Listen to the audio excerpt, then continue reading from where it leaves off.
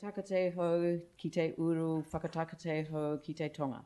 Kia makina kina ki uta, kia matara tara ki tai.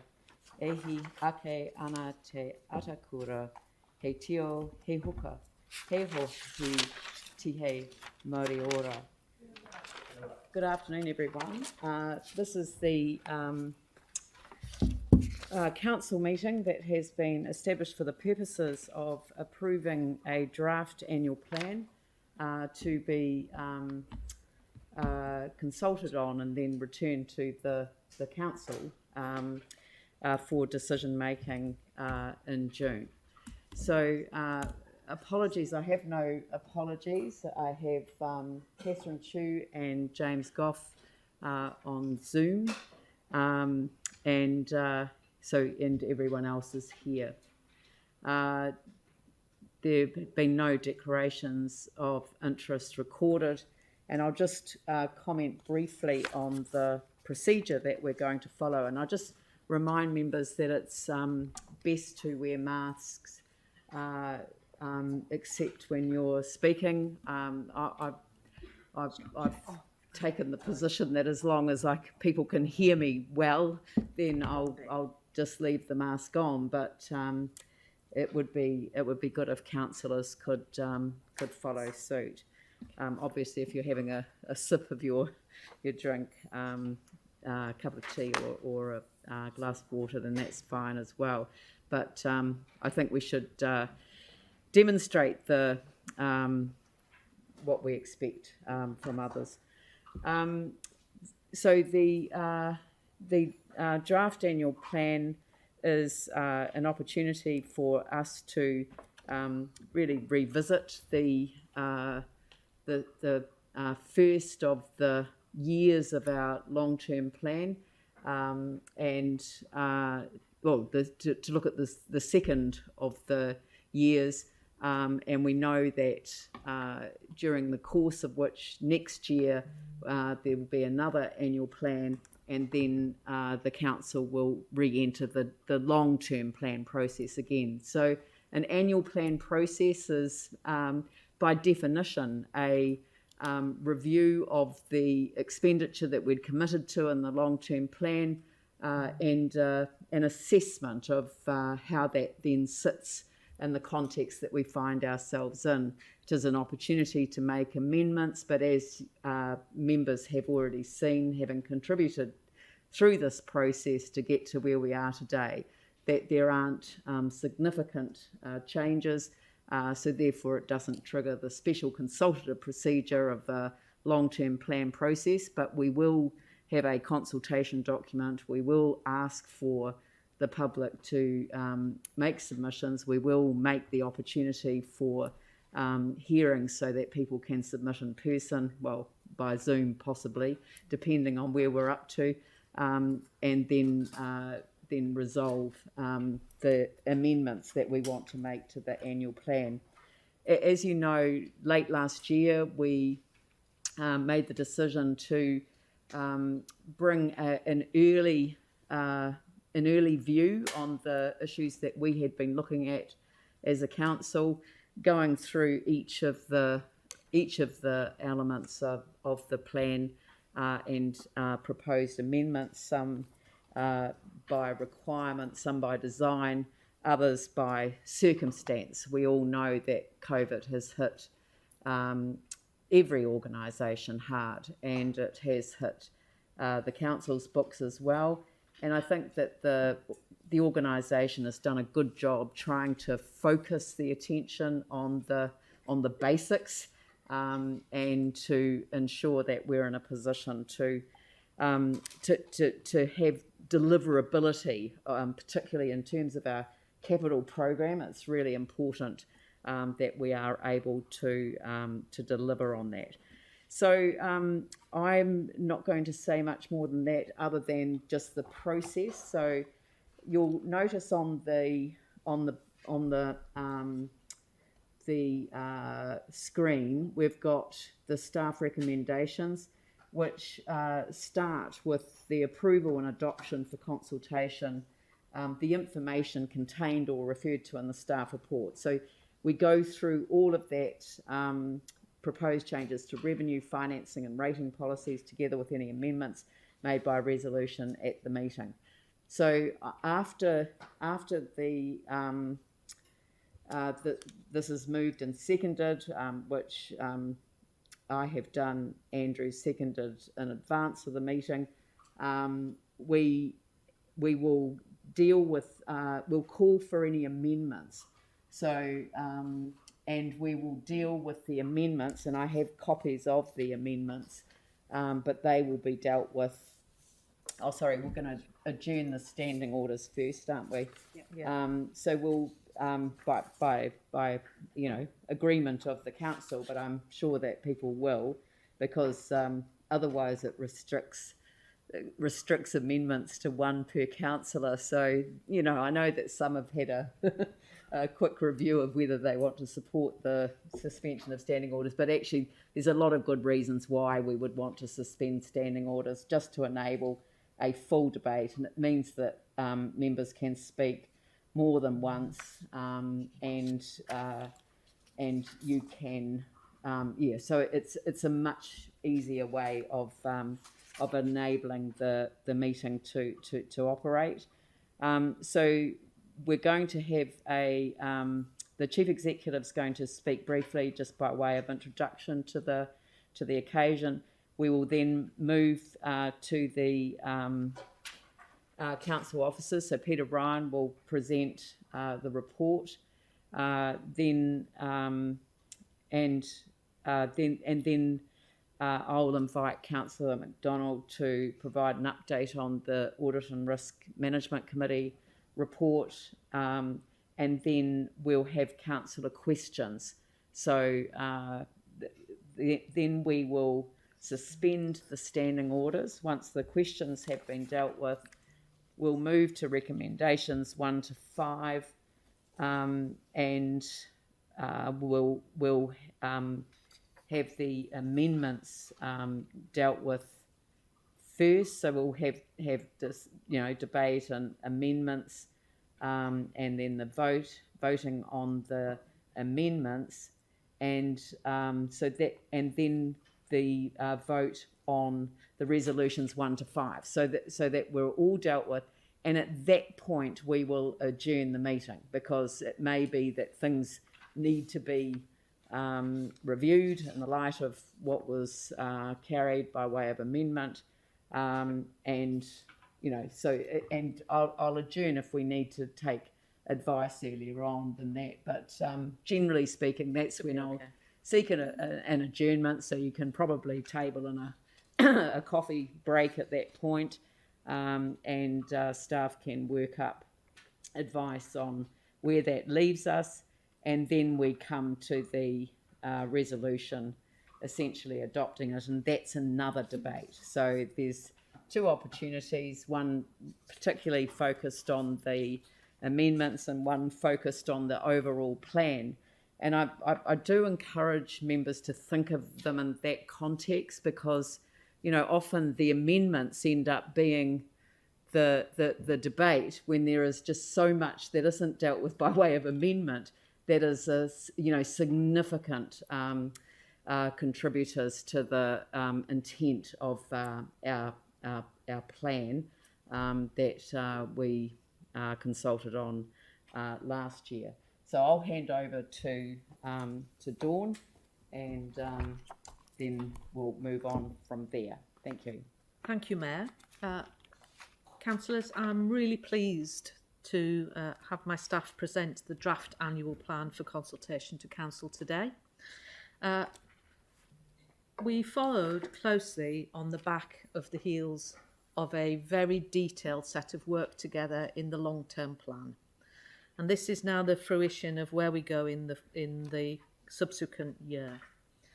We took the principles that we delivered through the LTP in terms of co-design and engagement with the Mayor and you elected members all the way through the annual plan process.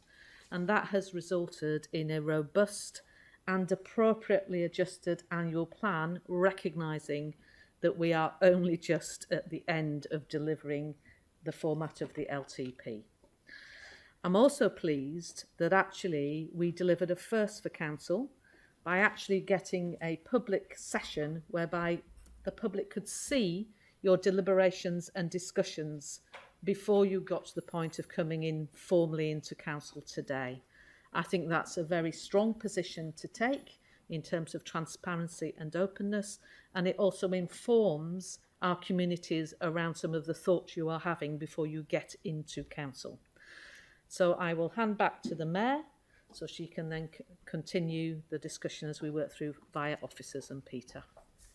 Right, thank you. So I'll hand over to Peter for introducing the report. Thank you. Thank you. With your permission, I may speak with my mask off. Yes, I suspect I'm fine when people are talking. I just think the combination of technical documents and a thick mask and a thick Australian accent may not be right for this chamber. Look, as you've said, we're building off a strong process from last year with the focus on affordability and deliverability. The annual plan is relatively light because of that work. Obviously, the purpose of the annual plan is not to set a new direction for the city every year, but to provide transparent view of the changes that have occurred. And there are changes principally because of COVID disruption, obviously to the capital program around supply chain issues and inflation. As you mentioned, we've had a lot of briefings since September. Most of the material you see here has already been workshopped extensively with councillors and on the 14th of December in the community realm. Obviously, it does not include, as the direction has come from central government, Three Waters reform. And despite the fact that there's a lot of complex underlying information here, it's worth remembering that the consultation document is the public-facing flagship, and that the remainder is essentially underpinning information of a technical nature. Councillor McDonald will speak a little later to the Audit and Risk Management Committee's findings on the preparation of the annual plan. Now, we find ourselves at the list of recommendations and documents, and I just would like a steer from the chair, given how extensively these have been worked over, the level of detail that you would like me to go into here as we work through it. I'm open to taking any approach you want to take. It's just there is a great deal of material and it is very familiar to everyone in the room. Yeah. So I'm just looking for some kind of steer on pace and level of detail. I just think that sometimes it's quite useful for a broader, reach than just the council table. If just mainly the sort of the headline news, as it were. Sure. Okay. Well, look, just hitting the highlights because we will work through the detail later. The rates number for existing ratepayers has come in at 4.92%, which is ever so slightly lower than what we had in the long-term plan. We'll be consulting via the consultation document between the 11th of March and the 18th of April, which is a little longer than we're required to under the Act. However, there is significant disruption in the community, and we've always gone longer than the Act requires us to anyway. The process I have described already in terms of guidance from councillors and the workshops. There are extensive checklists around the assumptions that underpin this plan, the financial, social, market and other assumptions that underpin the plan. They've been signed off by senior staff, and they've also been through the scrutiny of the Audit and Risk Committee. There are some variances on the long-term plan, and just hitting the highlights at a very high level. Operational expenditure is 9.5 mil up on the LTP, and there are reasons set out there in 4.5. I'm not going to go through those because I'm not qualified to speak to them in detail. Revenue is slightly lower, and again, there are a number of explanations there, quite a few of them to do with opening times, delayed payments, and I'm assuming there's also an element of COVID disruption underneath some of that as well.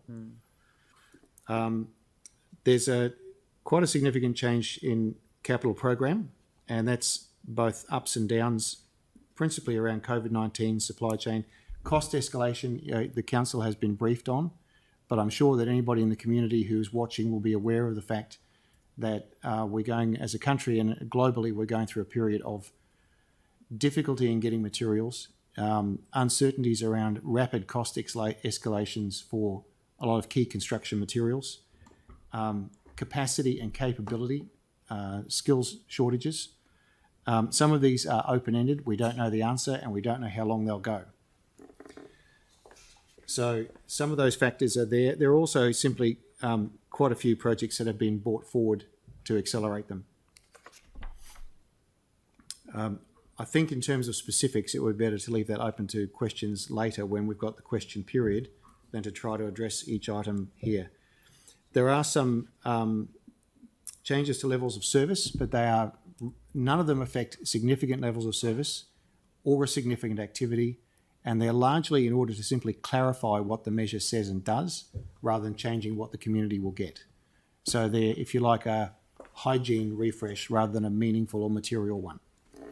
The significant assumptions have been reviewed, and there are no changes from the significant assumptions in the LTP. There are some changes to fees and charges, and I'm not sure if Leah, you want to talk to those, or you want Bruce to speak to them.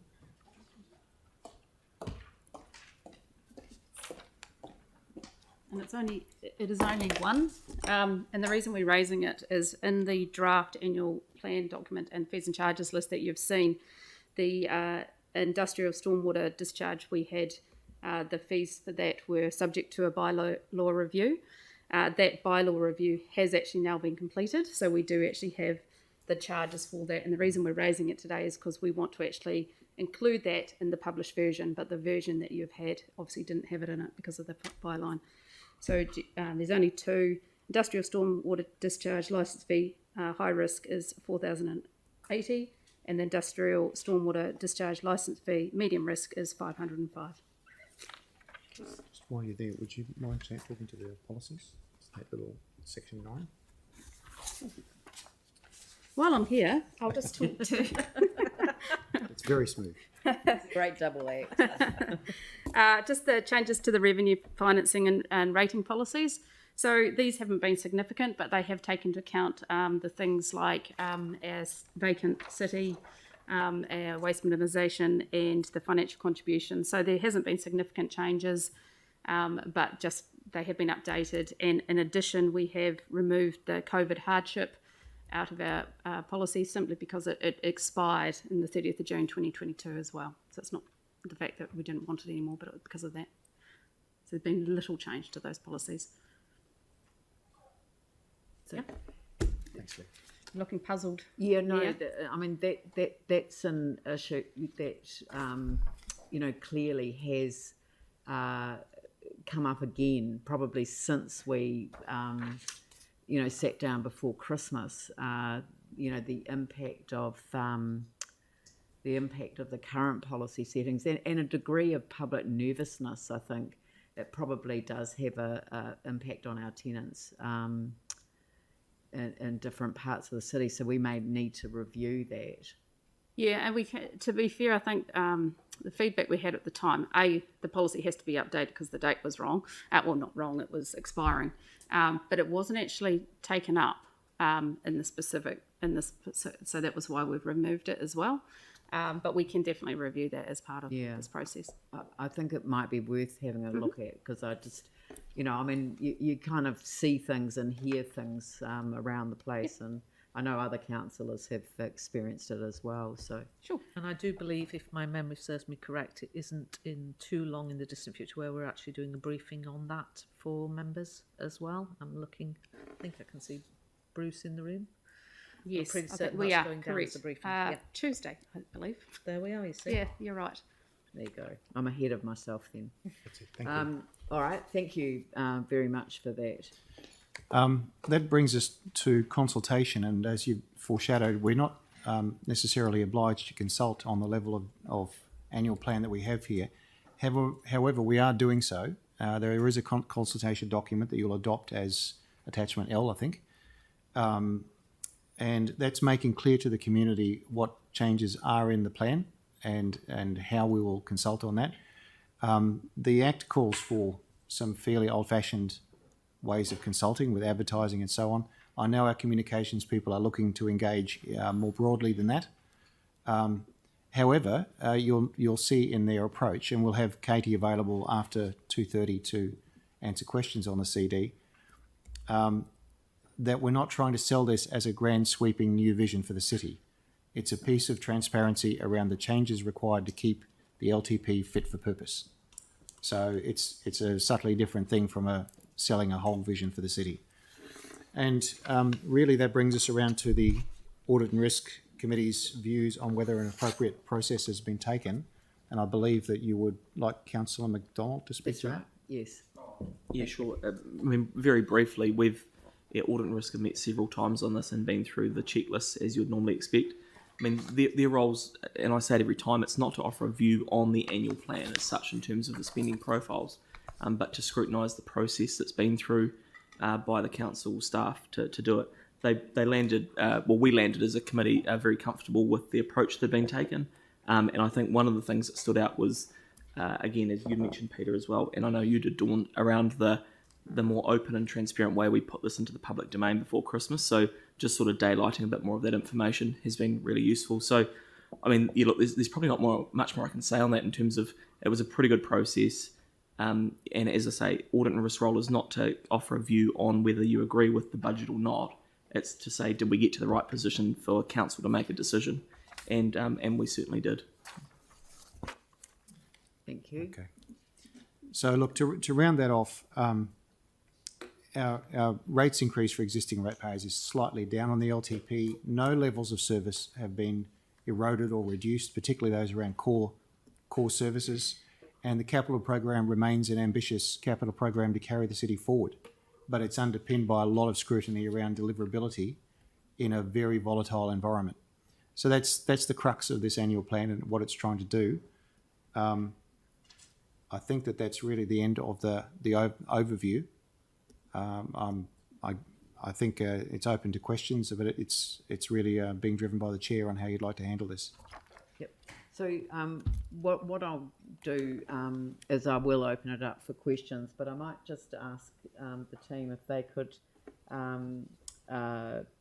get the amendments onto a single, on a one page, or a 2 page or whatever it is, but get it circulated to all of the councillors electronically, and also a printed copy for people as well, which is why it'd be good to just have it on one page, because what I'd like to do is focus this on the generic issues in relation to the annual plan, to our draft budget essentially. And then I will enable questions to be asked, because once everyone's got a copy of the amendments, then we can just, that I've got a mover and a seconder for all bar one. So if I can, we can just take those as having been moved and seconded, and then we can ask questions on those, because councillors will want to know what's the impact of making an amendment to the annual plan that does this, and that way we can be very clear what the issues are, and then we can suspend the standing orders. Is that acceptable to people? Great, thank you. Right, questions for Peter, Sam? Probably more for a head of service, if that.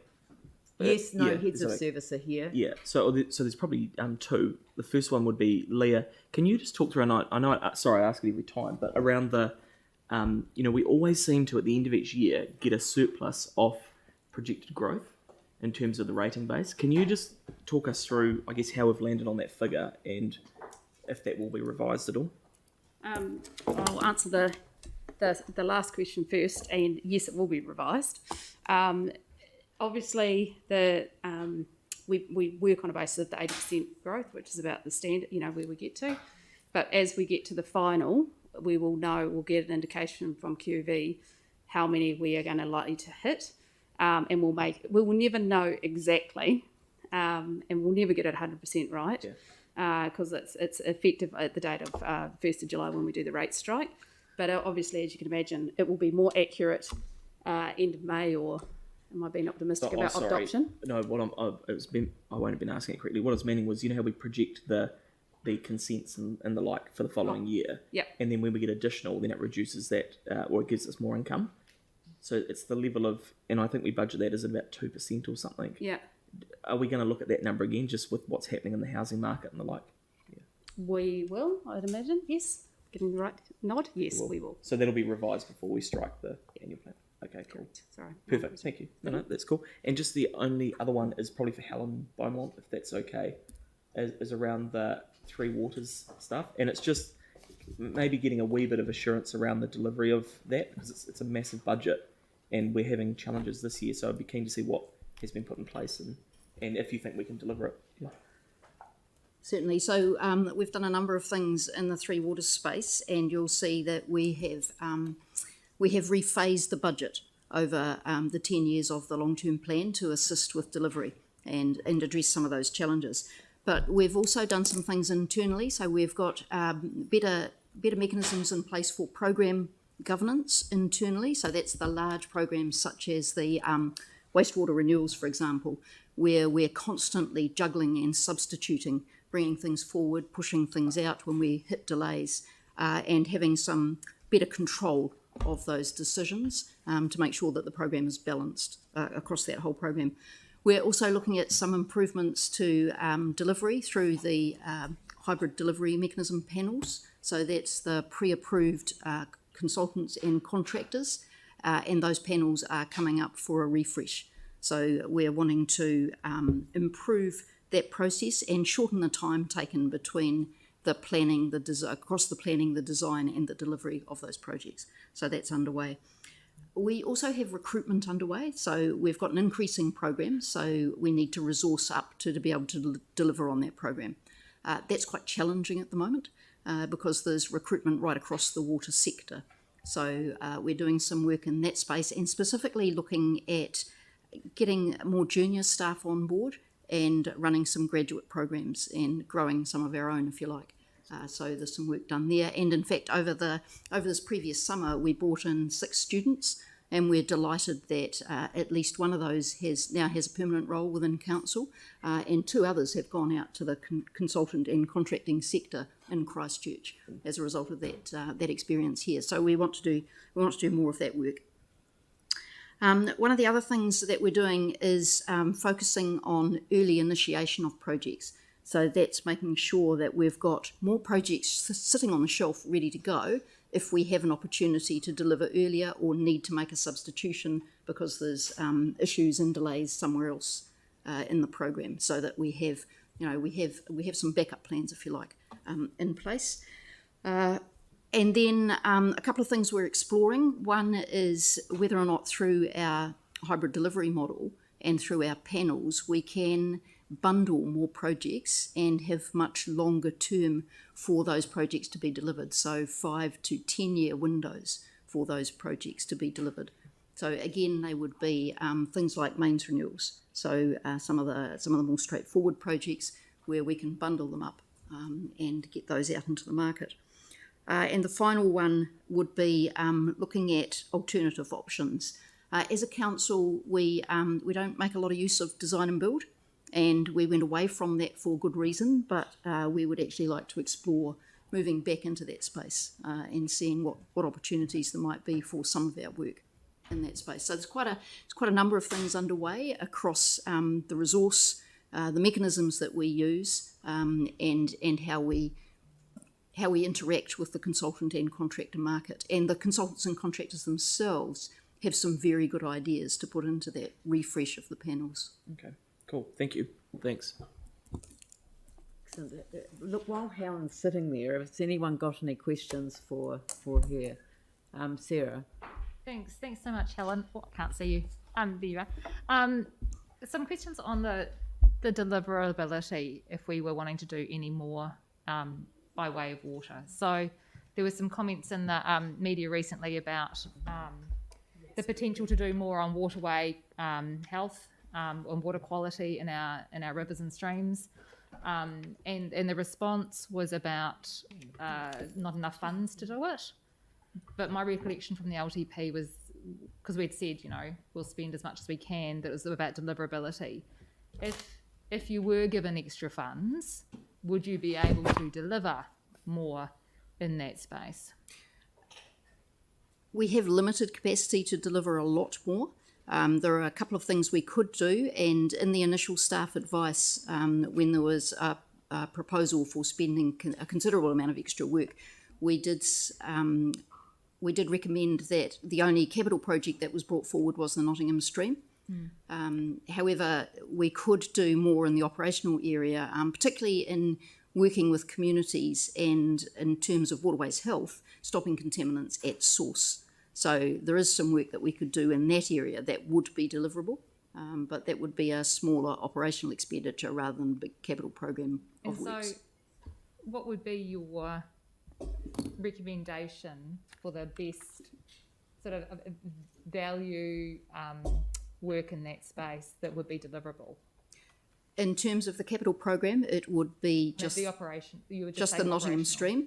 In the operational area, it would be to do more of the work in the Community Waters Partnership area, and more work at stopping at source. Okay, thanks. Well, I suppose that kind of leads on to one of the amendments. So, an amendment is to add funding of 19.218 million of capex and 375,000 opex towards the following projects, and then it lists them: Nottingham Stream, Southwest Waterway ecology and water quality improvement, Southwest Addington Brook and Rickerton Drain, Heathcote SMP. I thought the Heathcote SMP had been done. Is it? That's more work to support the implementation of that. Oh, the implementation of the SMP, right, sorry. Horner's, Cruisers Basin, Styx SMP, and an extra senior waterways planner, which is what the 375,000 for is. Seems a rather precise figure to me, but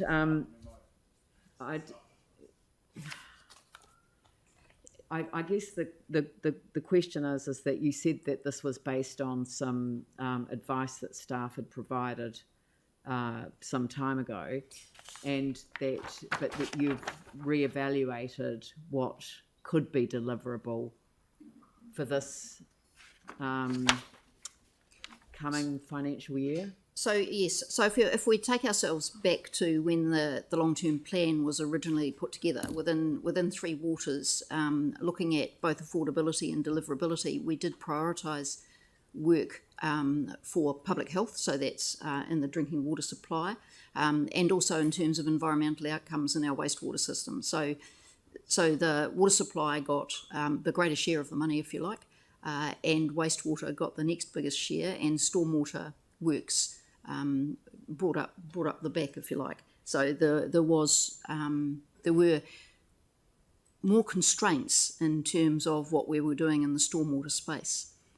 We can deliver more in that space, but only a little bit more. And what we're saying in terms of looking at what we could deliver, Nottingham Stream, yes, we could. And there's a small amount of work in the planning space that would go on budget in the next year, and then more funds further out to do the major capital works. So there is a bit of planning work to be done in there, and then some design work. And that Nottingham Stream is one of the high priorities, and was talked about when we had the submissions on the stormwater plans in those areas. So that was an obvious candidate. In terms of a planning engineer, that 375 would pay for more than a planning engineer. That would also cover any additional works in terms of waterways health and working with our community, and doing more of that work about source protection. So you would want that to be waterways planning and implementation or something, yes. An OPEX payment. Yes. And yes. Nottingham Stream is identified here as 1.95 million. I think we all saw the headline, $350 million ain't enough. It is, it's a good headline actually, because it just reminds people the extent of the financial commitment to clean up our waterways. And what we do in the urban setting has a big impact on our waterways. And remembering as well the lobbying that this council has done in the past in terms of getting some national support and national environmental standards and controls around things like brake pads, for example. Yeah. So there are some things that can be done nationally as well that would assist every urban centre in New Zealand. Yeah. Okay, so if we've got questions for Helen, so Pauline and Anne. Thanks. Helen, you mentioned the Community Waterways Partnership. So how much of that, I guess that sits in the 375. Yes. How much of that would directly be for the Waterways Partnership? I haven't got a breakdown here with me, but it would be the bulk of that. Right. If we put in one extra planning engineer, and the remainder of that would be focused on engaging with the community through the Community Waterways Partnership and other mechanisms that we have. Yes. Thank you. That's great. Anne. Thanks, Mayor. I just wanted to perhaps indicate that that the Nottingham Stream option, can I foreshadow that as an amendment just in case, because I would really like that to go through as an amendment. I can actually put them Separately? individually. Yeah, okay. Yeah. All right. I mean, what I could do is I could put the if it was acceptable, I could put the deliverability package together and put the non-deliverability package together. That's a good idea because You don't need to foreshadow it. Right. I'll put them separately. Okay. Yeah. Right. Are there other questions for Helen? Yanni.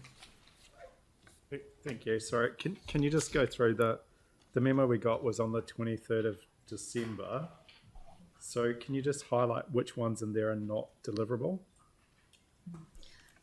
It's not so much about individual projects as the total bundle of work. So we're already a little behind in our stormwater and floodplain management works across the board, and that's a combination of resource constraints on our side. So the planning engineers are one aspect of that.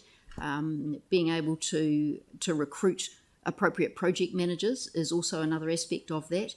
And we are working through some consenting and compliance challenges as well. And I mean, everybody's aware that consenting and compliance in the freshwater area is getting more and more challenging. And so that has slowed up some of our works as well. So we can't take on a lot of extra work, and I could put my hand on my heart and say, yep, we can do that for you. So it's not about individual projects as such, but it's about the total, Right, and so then making a call in terms of prioritisation. Well, based on the 30 million or the 27 million that was highlighted in the memo to be done within the first 3 years to improve water quality, what's the quantum now that you're recommending is deliverable? So at the moment, what we're recommending is the staff recommendation was to go ahead with just the Nottingham Stream. So within like just over 2 months, we've gone from 27 million to 2 million of capability. That memo wasn't a recommendation. That memo was addressing the question of what needs to be done to improve water quality much faster than the present program. And that's what needs to be done. There's no doubt about it. However, our ability to do that in that time frame is quite severely constrained. But it says staff have identified the priority works to improve surface water quality and waterway health for consideration in the annual plan and or long-term plan. Yes, and in an ideal world, that would be an absolute delight. So the advice, Councillor Johansson, on the amendments from Helen is really, really clear. And it's actually in item 12 on your A3 spreadsheet. Well, I'm struggling to understand how the LTP staff could deliver up to $30 million or $25 million, because I think we put 5 on, and then in a year we've gone from a capability to deliver 30 million to 2. And there's a lot changed in that year. Yeah. And we have run into some serious deliverability constraints within the stormwater and floodplain management area. Some of those about resourcing, some of those about consenting. Okay, so you're gonna give us some advice. So the only thing that you think we can do is Nottingham Stream. Can I just ask you about Addington Brook and Riccarton Drain, because that one's identified as one of the worst contaminated places. What's hard about doing that? Is there anything there? Is that something that could be looked at within the next 3 years? We could certainly look at it. What I'm saying to you though is that there are no guarantees of being able to deliver it. Right. I guess the final question from me around the water quality is, could we then put the money out of the 3 years? Like, yes. At what point do we put the money back on to get stuff done? Because the memo was excellent. I mean, it's one of the best memos I've seen in terms of laying out really clearly what the options are, what the different funding requirements are, and what the gap is in terms of our budget. So if we wanted to signal that we wanted these projects to be looked at as a priority, accepting that as deliverability constraints, what's the best way to do that? So that would be part of that additional OPEX that you've flagged in your amendment. So that OPEX would go into the stormwater planning side of it, and that stormwater planning would look at where you would get the best bang for buck, if you like. Where would you get where you would get the most effective improvements in waterways quality from those projects that that we currently have sitting without any serious planning work being done on them. So we would evaluate those and then bring those forward in the next long-term plan. Yeah, so can I just be clear, because I might be not hearing what you said properly, but I thought you said right from the outset that when we considered the long-term plan, we made a conscious decision as a council to prioritise the drinking water network, then the wastewater network, which has also got a spillover effect, as it were, in relation to our rivers and streams and estuary, etc.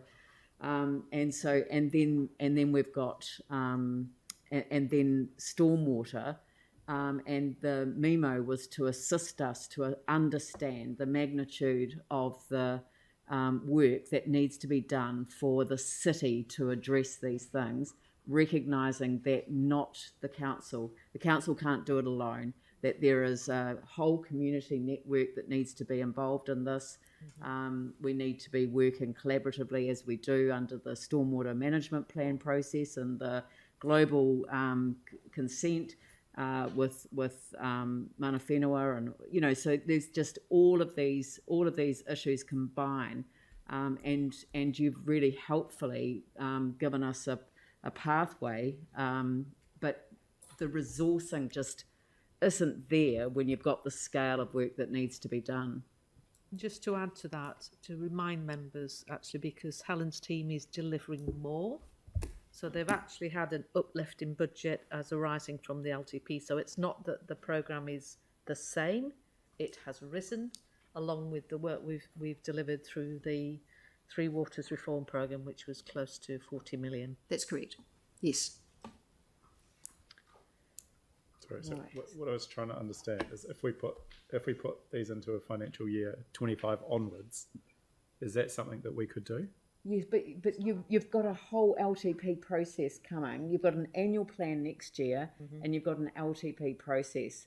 This recommends that in this, well, essentially what we're understanding today is that there would be capacity to deliver the Nottingham Stream project and to bring in additional engineering planning expertise and support for the community on cleaning up waterways. That is something that we could address in this annual plan, and it would be a very good thing to include in the consultation document, which would enable people to really start to see that there are costs involved, but it also requires the community to come to the party. It's not something that the council as an organisation can do on its own.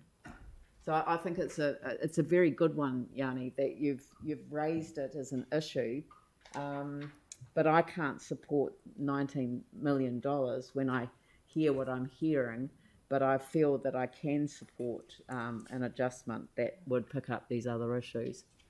So someone had their hand up here. Was it Melanie or no? Aaron? Were you?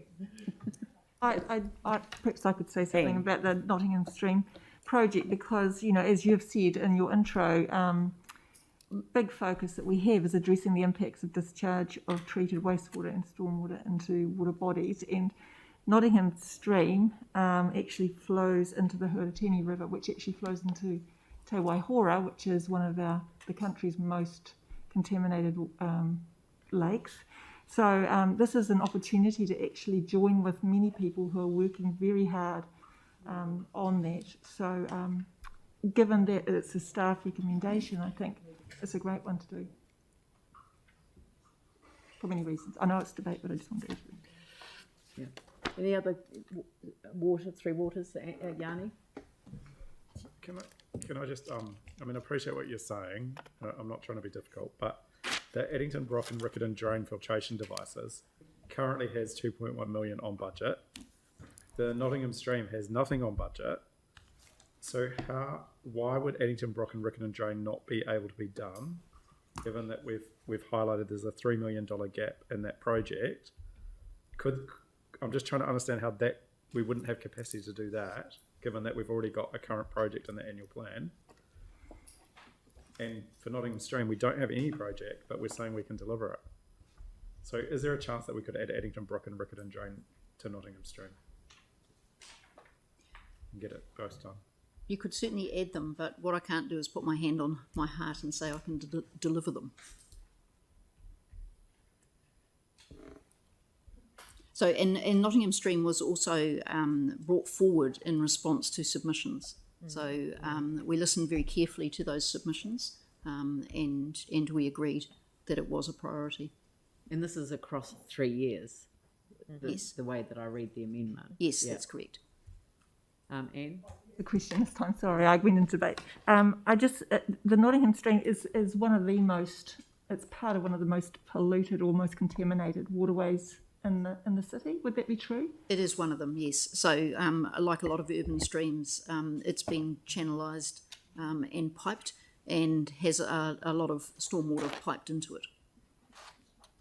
And would it also be true that because of the growth out that way, that's only going to get worse unless we address it? Yep. As we have more urban development in that southwest area. Thank you. Right, so anything else? I think you're off the hook now. Oh, Yanni. Just completely separate. Just the water excess charges. When will we be in a position for people to know what their current water usage is? I'm just getting a lot of feedback from people who are going on the website, not being able to know what the impact's going to be, and concerned about the reliability of our systems to charge. Yep. So at the moment, we've got a sort of 80 to 85% hit rate on the water meter readings, and we're working to improve that. And what we're doing is we're prioritising single-use properties, so single household properties, sorry. Where there are multi-use properties and people can't get a reading, we are not too concerned, to be honest. So multi-unit properties do not use a lot of water per household and do not cause us any concern in that summertime peak. So we are prioritising those single household, single property and the large users in terms of improving that information. So because we have so many multi-unit properties across the city, there will still be a significant number of people who do not know their water use. We will work on those over time, but I have to say they're a lower priority for us. No, they won't get charged. No. And they almost certainly won't get charged even when they all have a single meter because they generally don't go anywhere near the excess water use. We will be monitoring those though, so where we know we've got 1 metre feeding 4 properties, we'll have a look at that metre reading and say, is that reasonable for 4 households? Yep. And if it's very high, we'll go in and put separate meters in. Or find out if there's a leak, which is more likely. Thank you. Right, so are there any other lines of questioning? move, Helen, before you get Okay. stuck there forever. Thank you. No, I meant other lines of questioning.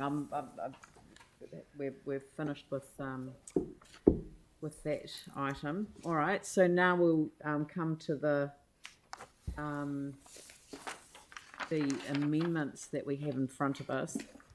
So, Question on the actual main document. oh, sorry, I asked, is there any more lines of questioning? I had my hand up. Sorry, Yanni, that meant, please let me know if you've got any Yeah, I had questions. my hand up. Sorry, I didn't interrupt. Not at the time, you didn't, because I looked around the room. Unless Celeste is completely in I'll your get line of longer sight. arms next time. But you could have said excuse me. But anyway, leave that aside. What is your line of questioning? Just in aside? regards to the consultation document and the draft annual plan, I've looked through and I've tried to find where it highlights the change in decision making around the playground renewals. Is there anything that's been highlighted to the community about the different approach that we're going to take? And if so, where is that highlighted? Or if not, are we able to put something in?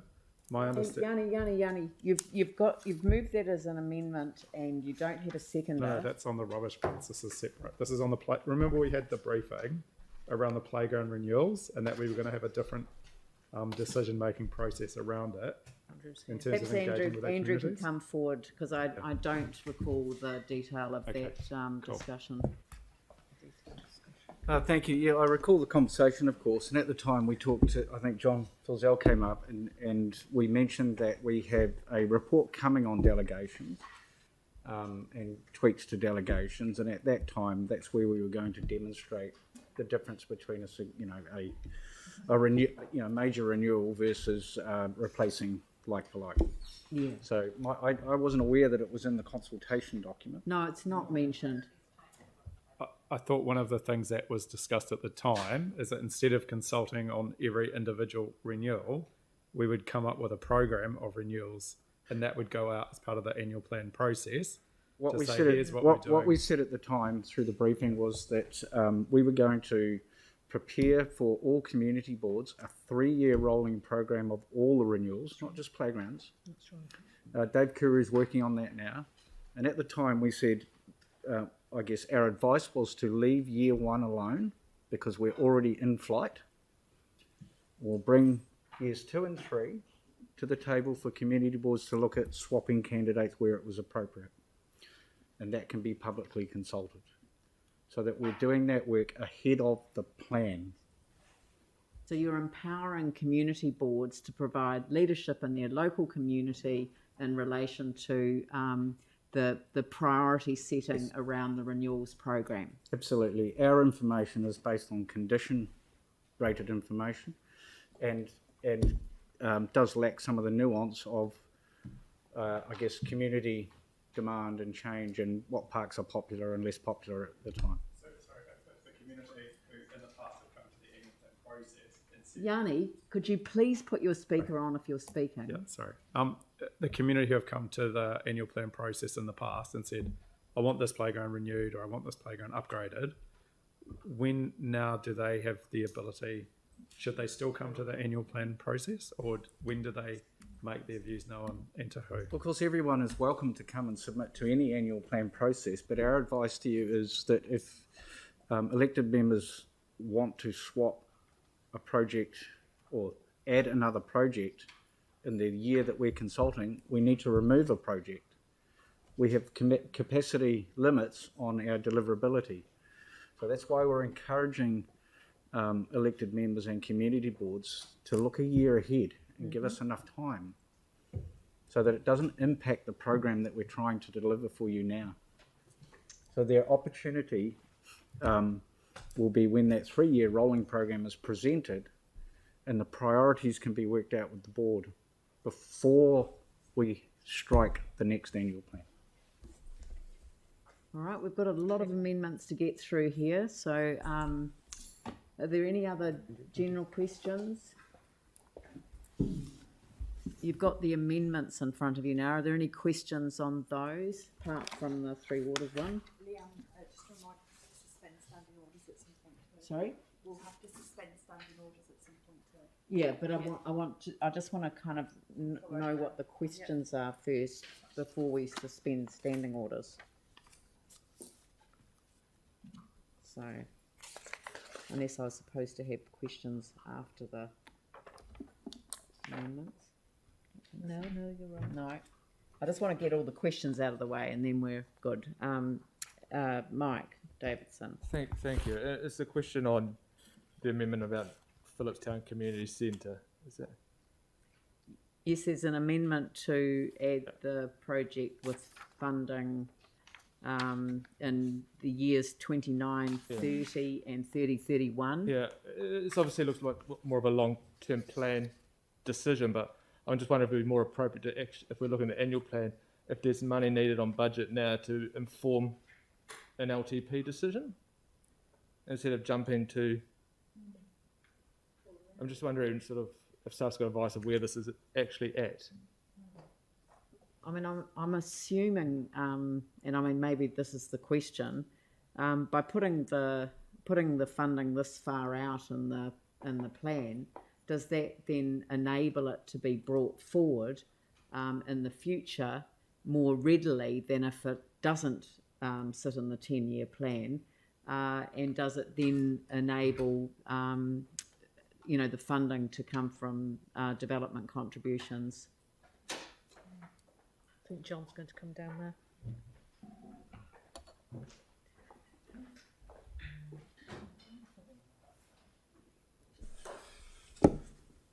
I guess the principal issue is that the work hasn't been completed yet, and we don't know what the potential project may look like, where it is, how it manifests itself. So essentially, any setting aside of funding in future years of the LTP is entirely speculative at the moment. But John, that really wasn't my question. My question was, if we did put funding on budget out in the out years, Yep. does it make it easier to bring it forward and therefore charge DCs to pay for it? In my experience, councillors do find it easier to bring existing funding forward. But decisions are, made at the time based on other priorities. Yeah. But once it's in there, there's a feeling it's in more secure, and I think that's probably the motivation behind the amendment.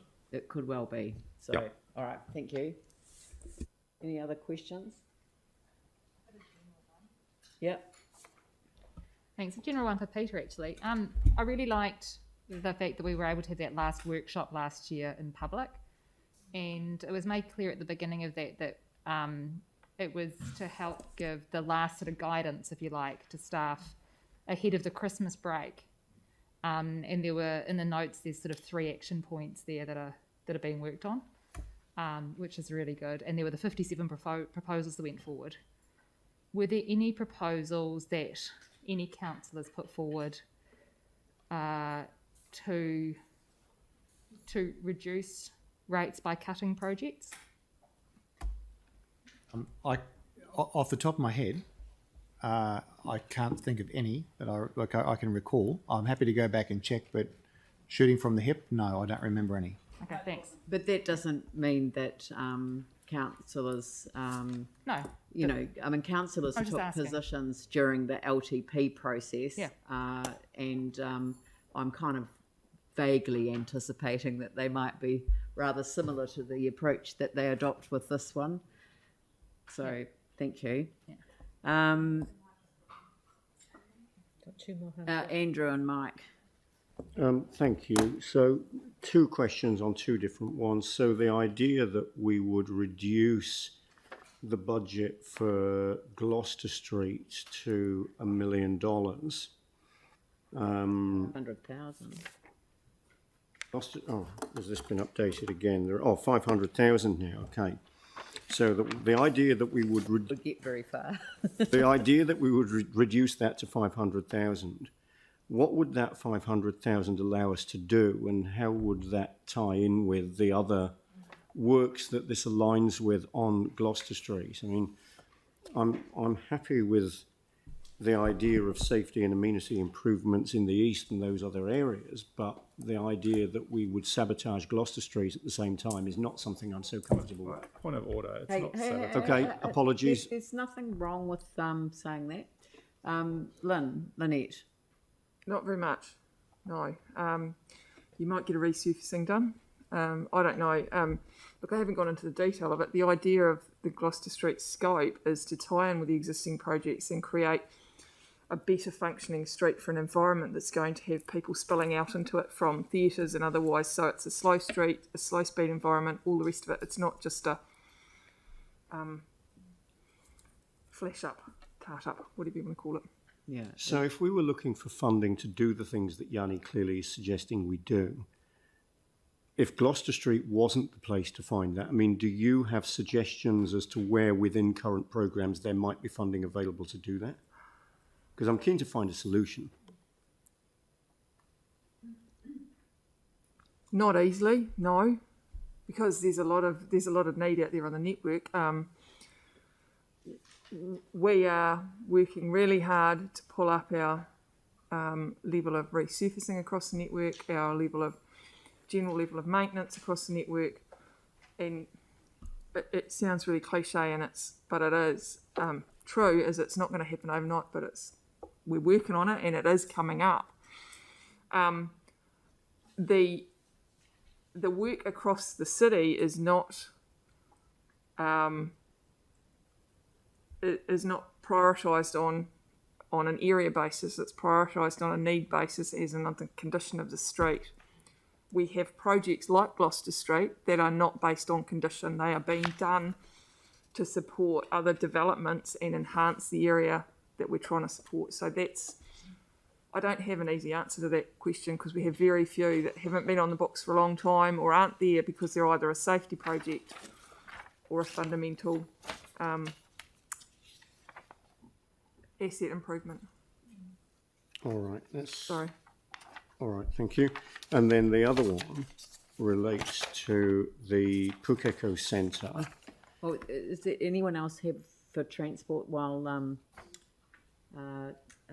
Lynette's there? So, Anne? I just wanted to clarify with you, Lynette. So with the Gloucester Street work that's already been done, so there's a lot of work being done with a lot of different teams to kind of bring that kind of concept together already. Yep. So it's in process and there's a lot of resource being put into it. Yes. So it would feel that it could, so obviously there could be some waste there if that was changed, do you think? Oh, there's work that's been done. Given it's supporting and enhancing the development of the Performing Arts Precinct and the new court theatre that's planned to go in there, it seems like a step backwards to take it away because that is fundamentally the theatre district of what we're trying to improve down there. And given what we've managed to achieve on places like Victoria Street, Hereford Street, High Street, and we will round the new stadium as well, so it brings it all together. And it is a fundamental element of the Central City plan. Is there any? No. So, what? Oh, Phil on transport.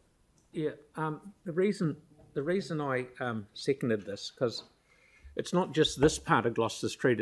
I think it's 2 million the next year and the 2 million the year after that to go up past Margaret May all the way to Fitzgerald Ave. Is that right? There's more. There's not just this block. It took $3.2 million on this block, which I've walked down. It doesn't need doing. We can get away with it. And I know what you're saying about having people spilling out on the road and stuff like that.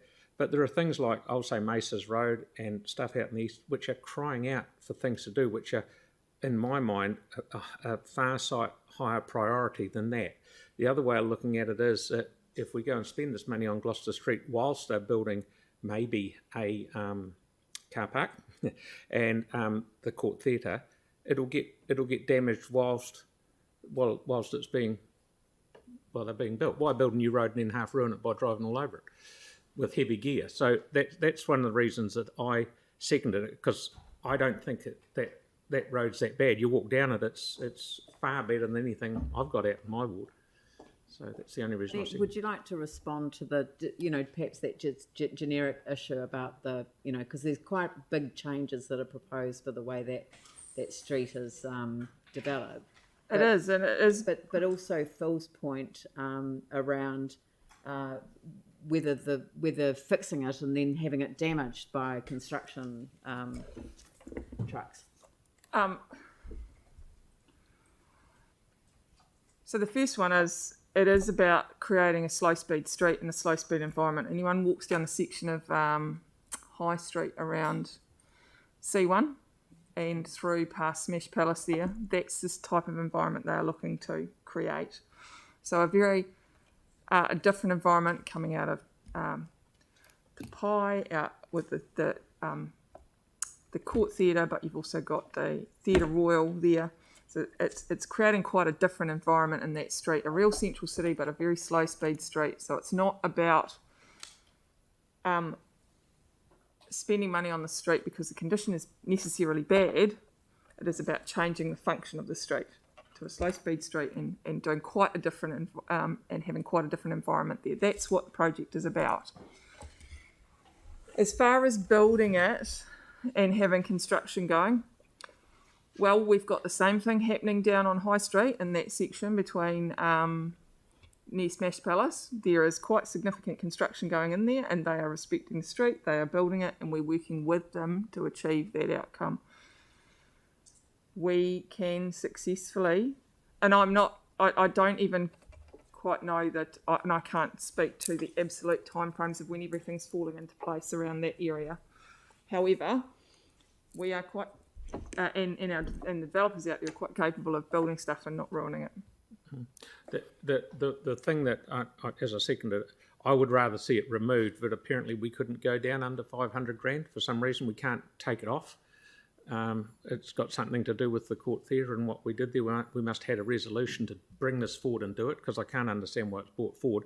But I still say there's, in my view, there's a lot more priorities on a lot more broken things. Hang on, that's debate. It's not a question. So that's what I was just about to ask. We'll move on to debate very, very shortly. I've got Andrew for his second question, and then Mike. So the Pukeko Centre, again, I support the outcome, but just from a process point of view, we have decision-making on capital endowment fund bids or applications or whatever we might call them.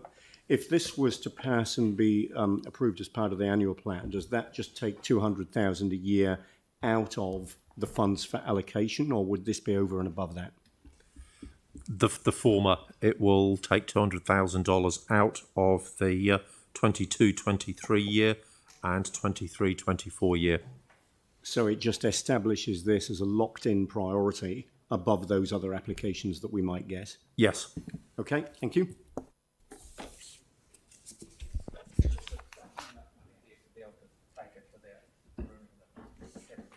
Yes, there is. Sorry, I didn't hear that question. Sorry, I got sidetracked. Oh, sorry, no, I was just asking John if there's enough money there to take it out of the interest, so to speak, rather than the capital. Mike? Thank you.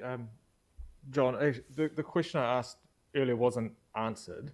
So putting aside the LTP, whether this should be part of the LTP around the Phillipstown Community Centre or an annual plan, my question was more on, is there actually money on budget to actually do some work to determine what needs to happen there, etc., for the next financial year?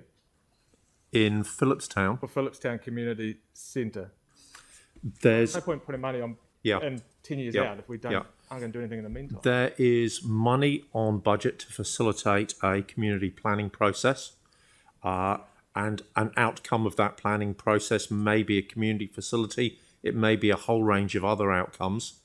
Stakeholders such as the community groups, Ministry of Education and others are currently engaged.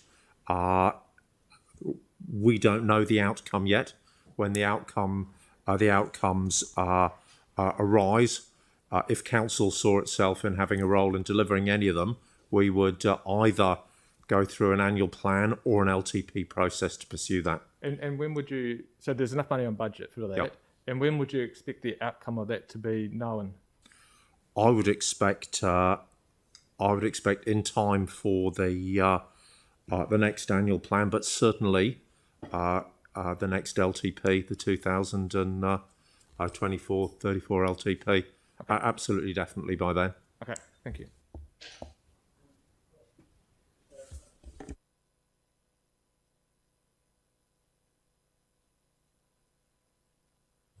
Sorry, just on the Gloucester Street, like, I'm happy to move that to 0, but the advice that staff said is we can't do a straight substitution for that budget. So I just wanted to confirm, because it's subject to a council resolution.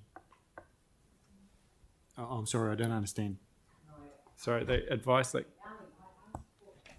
I asked for all of the questions when Lynette was sitting there to be asked. So is there additional advice that you need or that the council needs in order to consider your amendment? No, that's fine. No? Okay. Right, so are there any other questions, line of questioning? No? Anything or? Okay, so, Sorry. Yanni, Is this on any of the amendments, or what? What are you asking for questions on now? anything? Oh, anything. Okay. So just Pauline, I'll ask Pauline because she's better prepared. Thank you. I just one on the amendment number 8 with the trees. 50,000 requested for district planning advice. Will that actually have any merit, that 50,000? Will that do anything for a district plan? Because our previous advice has been that a district plan is incredibly expensive and it's not recommended to go down that line. So I'm wondering if there's any merit in that 50,000. Well, I guess the first thing I need to say is I'm not sure where that number came from or what it necessarily is targeted at. I guess what is being proposed is that some more resource be made available to try to promote better opportunities for protecting trees. Yeah, I'm just talking about the district plan part. Yes. You can see it's broken it into 50,000 for district planning advice. Yeah. So that would be spent on planning advice, on tree protection. So it would be suggesting that we bring in an independent expert or... So not for a district plan change, district planning advice. Well, the wording in the amendment is 50,000 for planning advice.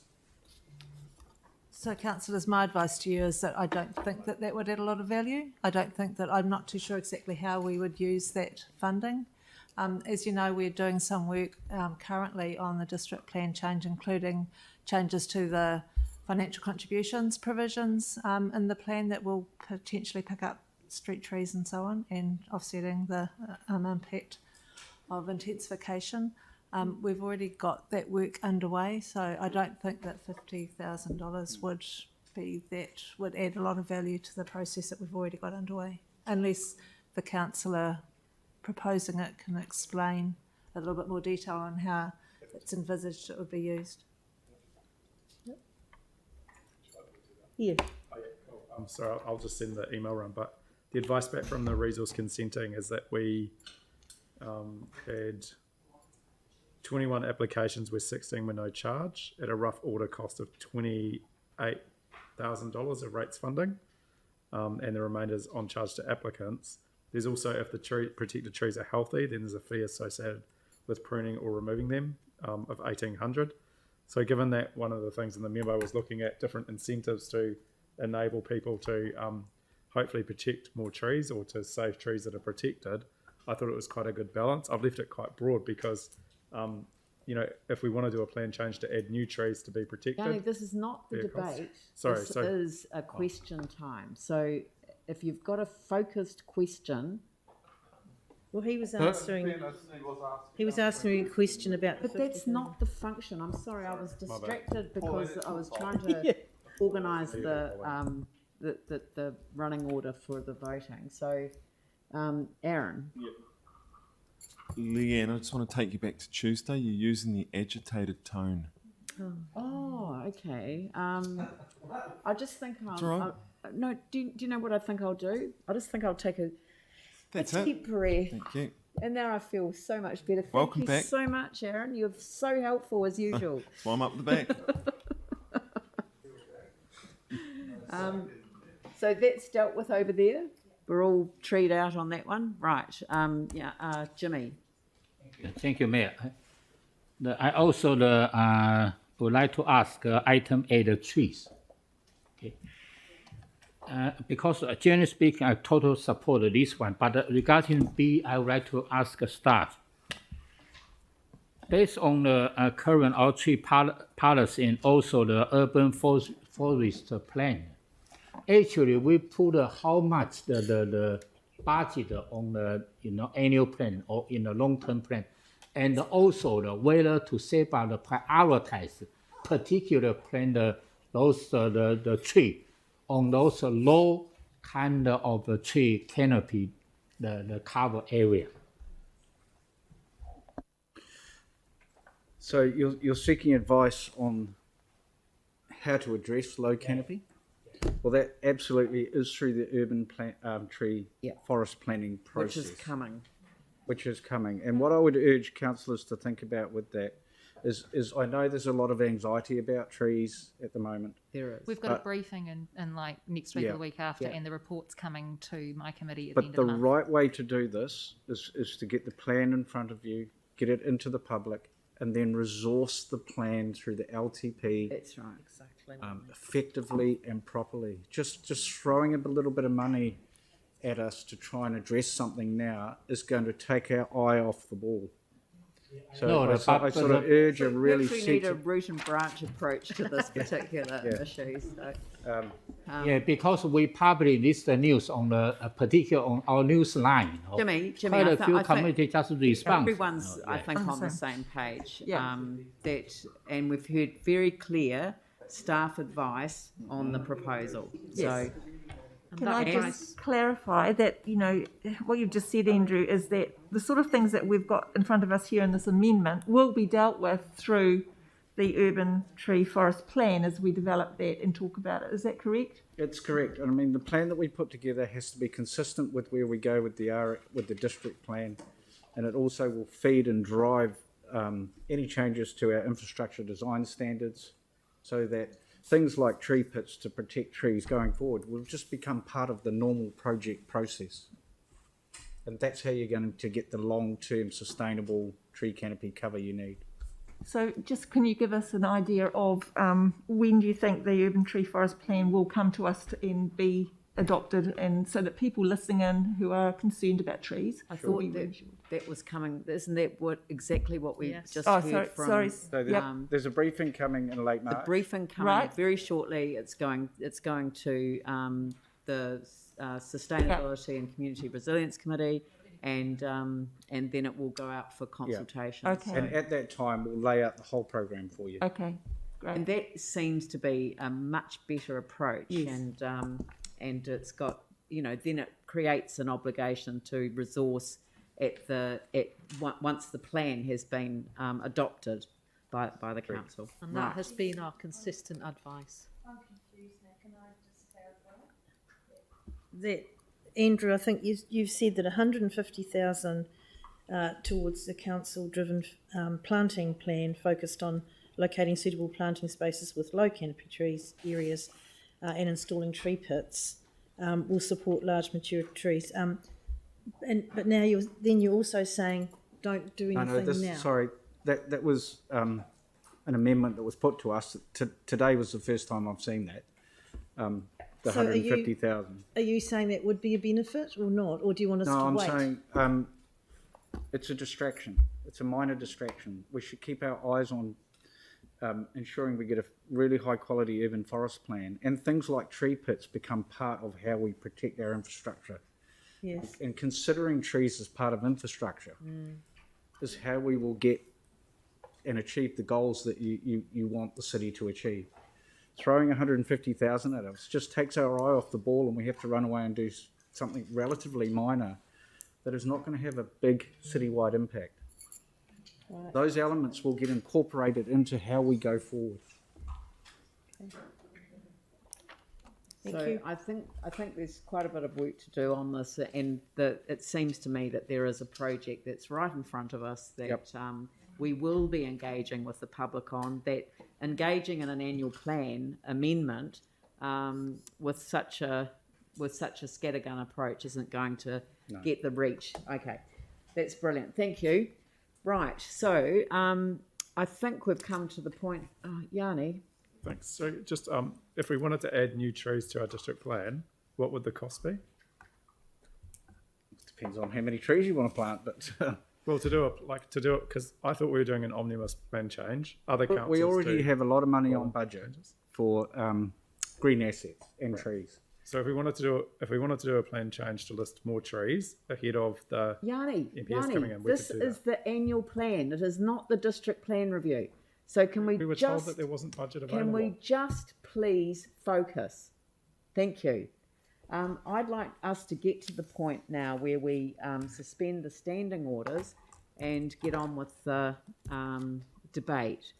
Fortunately, I've got Andrew has agreed to second the motion, which I'm going to move, that the standing orders are temporarily suspended as listed on the agenda, and this is a motion that gets put without debate. So I will put that motion. All those in favour say aye. Those opposed say no. That's carried. Thank you. Standing orders. These standing orders are suspended. Not all standing orders. So, right. So now we will move to the adoption, and I've already said that I have moved and Andrew has seconded recommendations 1 to 5, and so now we turn to the amendments, and we'll deal with each amendment. Now I've got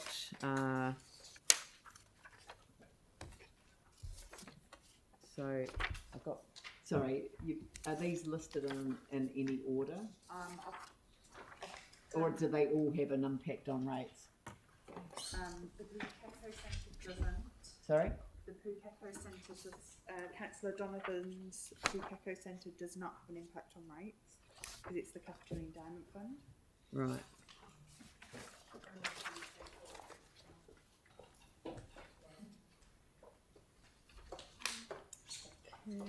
There is a small impact on rates for that one. Sam, I've got the numbers here. Do you want to do each amendment, and as each amendment as I say what the number is? Is that easier? Shall we just go through one by one? One at a time. So shall we do each amendment and then just have the person that's speaking to it, or do we want to? Yeah. And then if it's passed, then we need to park it, or do people? I mean, people need to know what the financial implication. Yeah, but I'm sorry, help me out here. So we've got the indicative numbers as we go through these, but and I will be able to give you an indication of what the cost is. So are you going to go them in order? Are we doing them individually? Let's just run through them and get that number down, and then I'll get them moved, and we'll deal with each one at a time. Okay. So let's have the overall And position. if councillors who've moved and seconded resolutions could think about, grouping them so that we don't have to have lengthen this debate. Sure. There will be a separate debate on the adoption motion. Cool. Right, Pukako Centre. So Pukako, as Sam said, that's funded from the CEF, so that has no impact on your rates.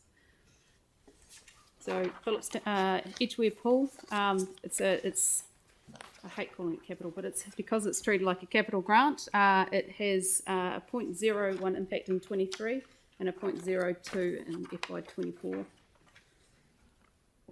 Phillipstown Community Centre, nil obviously in next year's annual plan because it's obviously out in later years.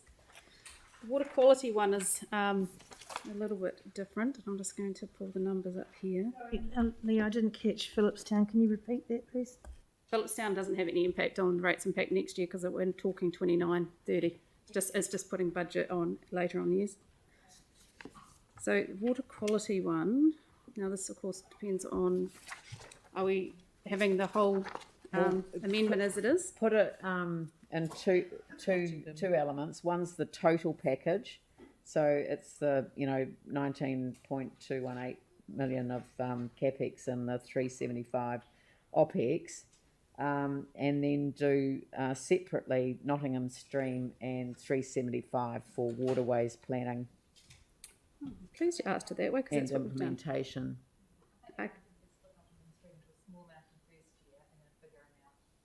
Yeah, the Nottingham Stream's over 3 years. Okay, so the first three lines, so for the whole total amendment of 19.2 added and the 375 OPEX spread over 3 years is, bear with me, there's 3 lines. So it's 0.03 in FY23, 0.07 in 24 and 0.06 in 25. In regards to Nottingham only, and adding for Nottingham only, it's 0 in 23 because the split was there was only about 100,000 in the first year, and if just talking about OPEX over those three spread over 3 years, it's 0.02 over the three in 2023. 0.02. Yeah, that's just the OPEX. Right. Okay. Yep. Off-street car parking. Yep. So based on losing revenue of about $1 million per model for parking, it's 0.17 in 23. 0.17. 0.17 million dollars. What's it based on in terms of occupancy rate? Yeah, it will be. It'll be based on the loss of. It's based on the loss of revenue. Based the models we've run through. Often in business, if you run a better price than other places, you get an increase. So, well, no, my question is, was that modelled? Yeah, or is it just a straight change of numbers? The advice that we're getting is just what the staff advice is on the rates impact of any of these decisions before we make them. So it is right and proper that we consider that. Staff have said that they have based that on the reduction in income that the council would experience by reducing the car parking at Litchfield Street and the Art Gallery car parking building. So that's what they've been asked to do. They haven't been asked to model anything else. Oh, I know what you're asking. You're asking is whether reducing car park charges so that they're below other private sector competitors would increase usage rates. Yeah. And you can't probably answer that question. So that would have to be. So that number's just a straight reduction. It's saying the same number of cars would come in, but they'd just be paying $2 now, not the $15. No, he's asking the question, and that. Yeah.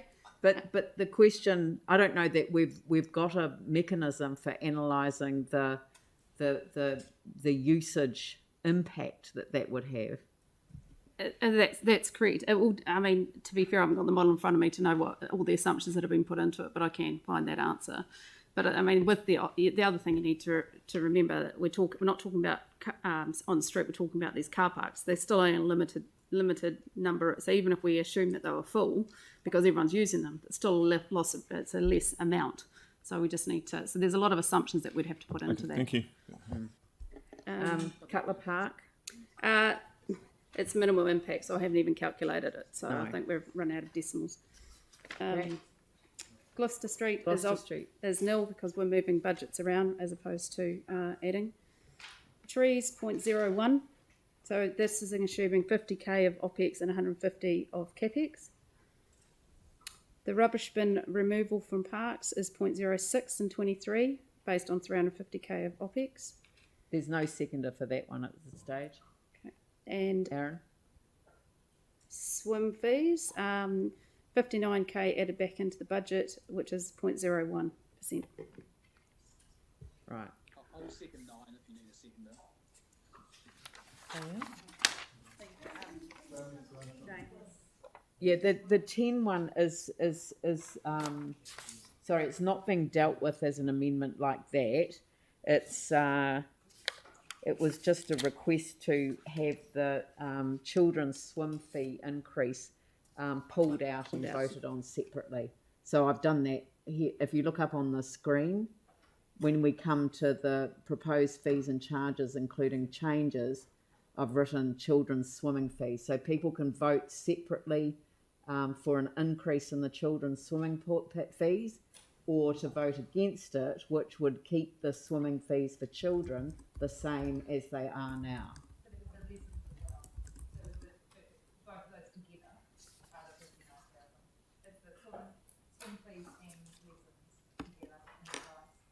Oh, okay. I'll confirm that they were both now. Yeah.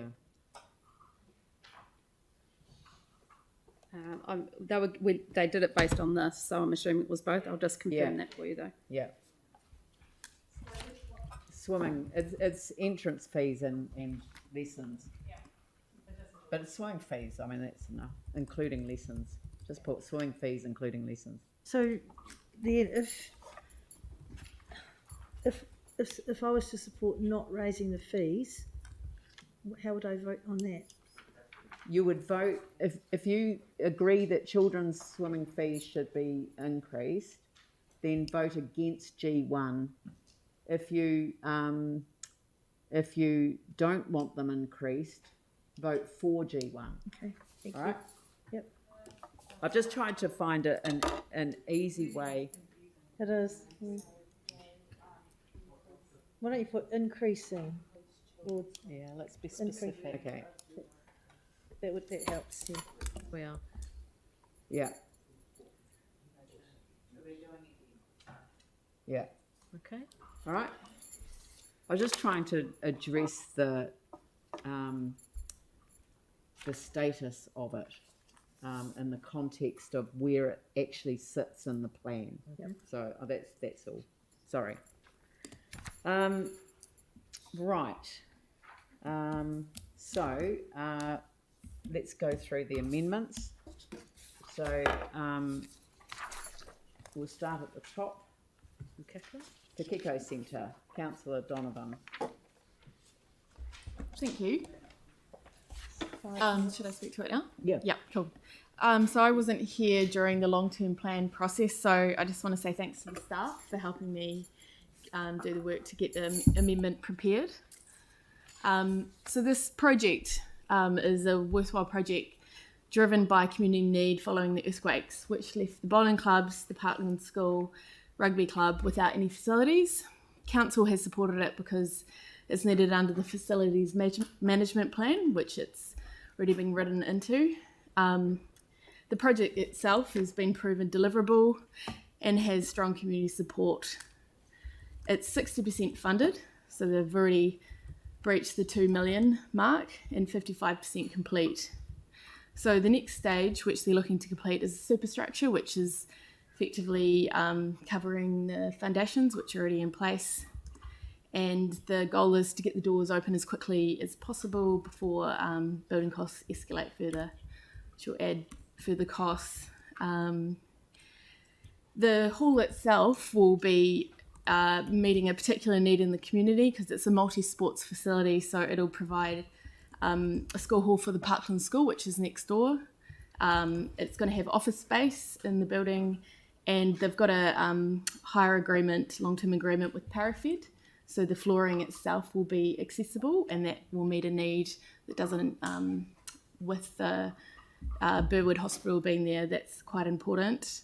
And their goal is to keep the facilities as affordable as possible for community groups, including dance, martial arts, postnatal groups and others, which are currently using the space that's already been set up.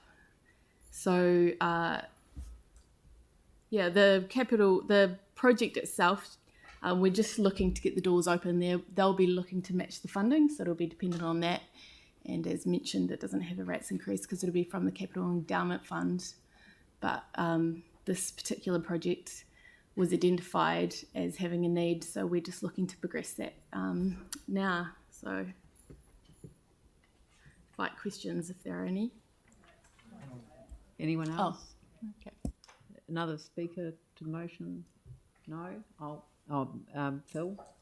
Sorry, yeah, I've been involved a little bit with these guys from way back in the start before they even had their foundation down. The best thing about it is they've realised that prices were going to go up. They spent every bit of the earthquake money and the money that they've been given. They spent every cent of it up to date, and it's not as if they're sitting back holding an armful of cash, going, "We want a bit more to be able to do." So they're really putting their money where their mouth is. So this is a good thing. I'll just close it off. Look, I think this is a fantastic project. I was the patron of the Parklands Bowling Club when I was the MP for the area. I love the way that they've collaborated and come together with other sporting codes in order to create a magic facility. The Pakeko Centre is fantastic, and so I'm really grateful to see it brought forward for this consideration today. I will put that amendment. All those in favour say aye. Aye. Those opposed say no.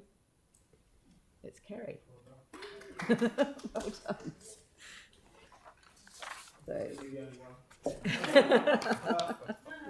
No.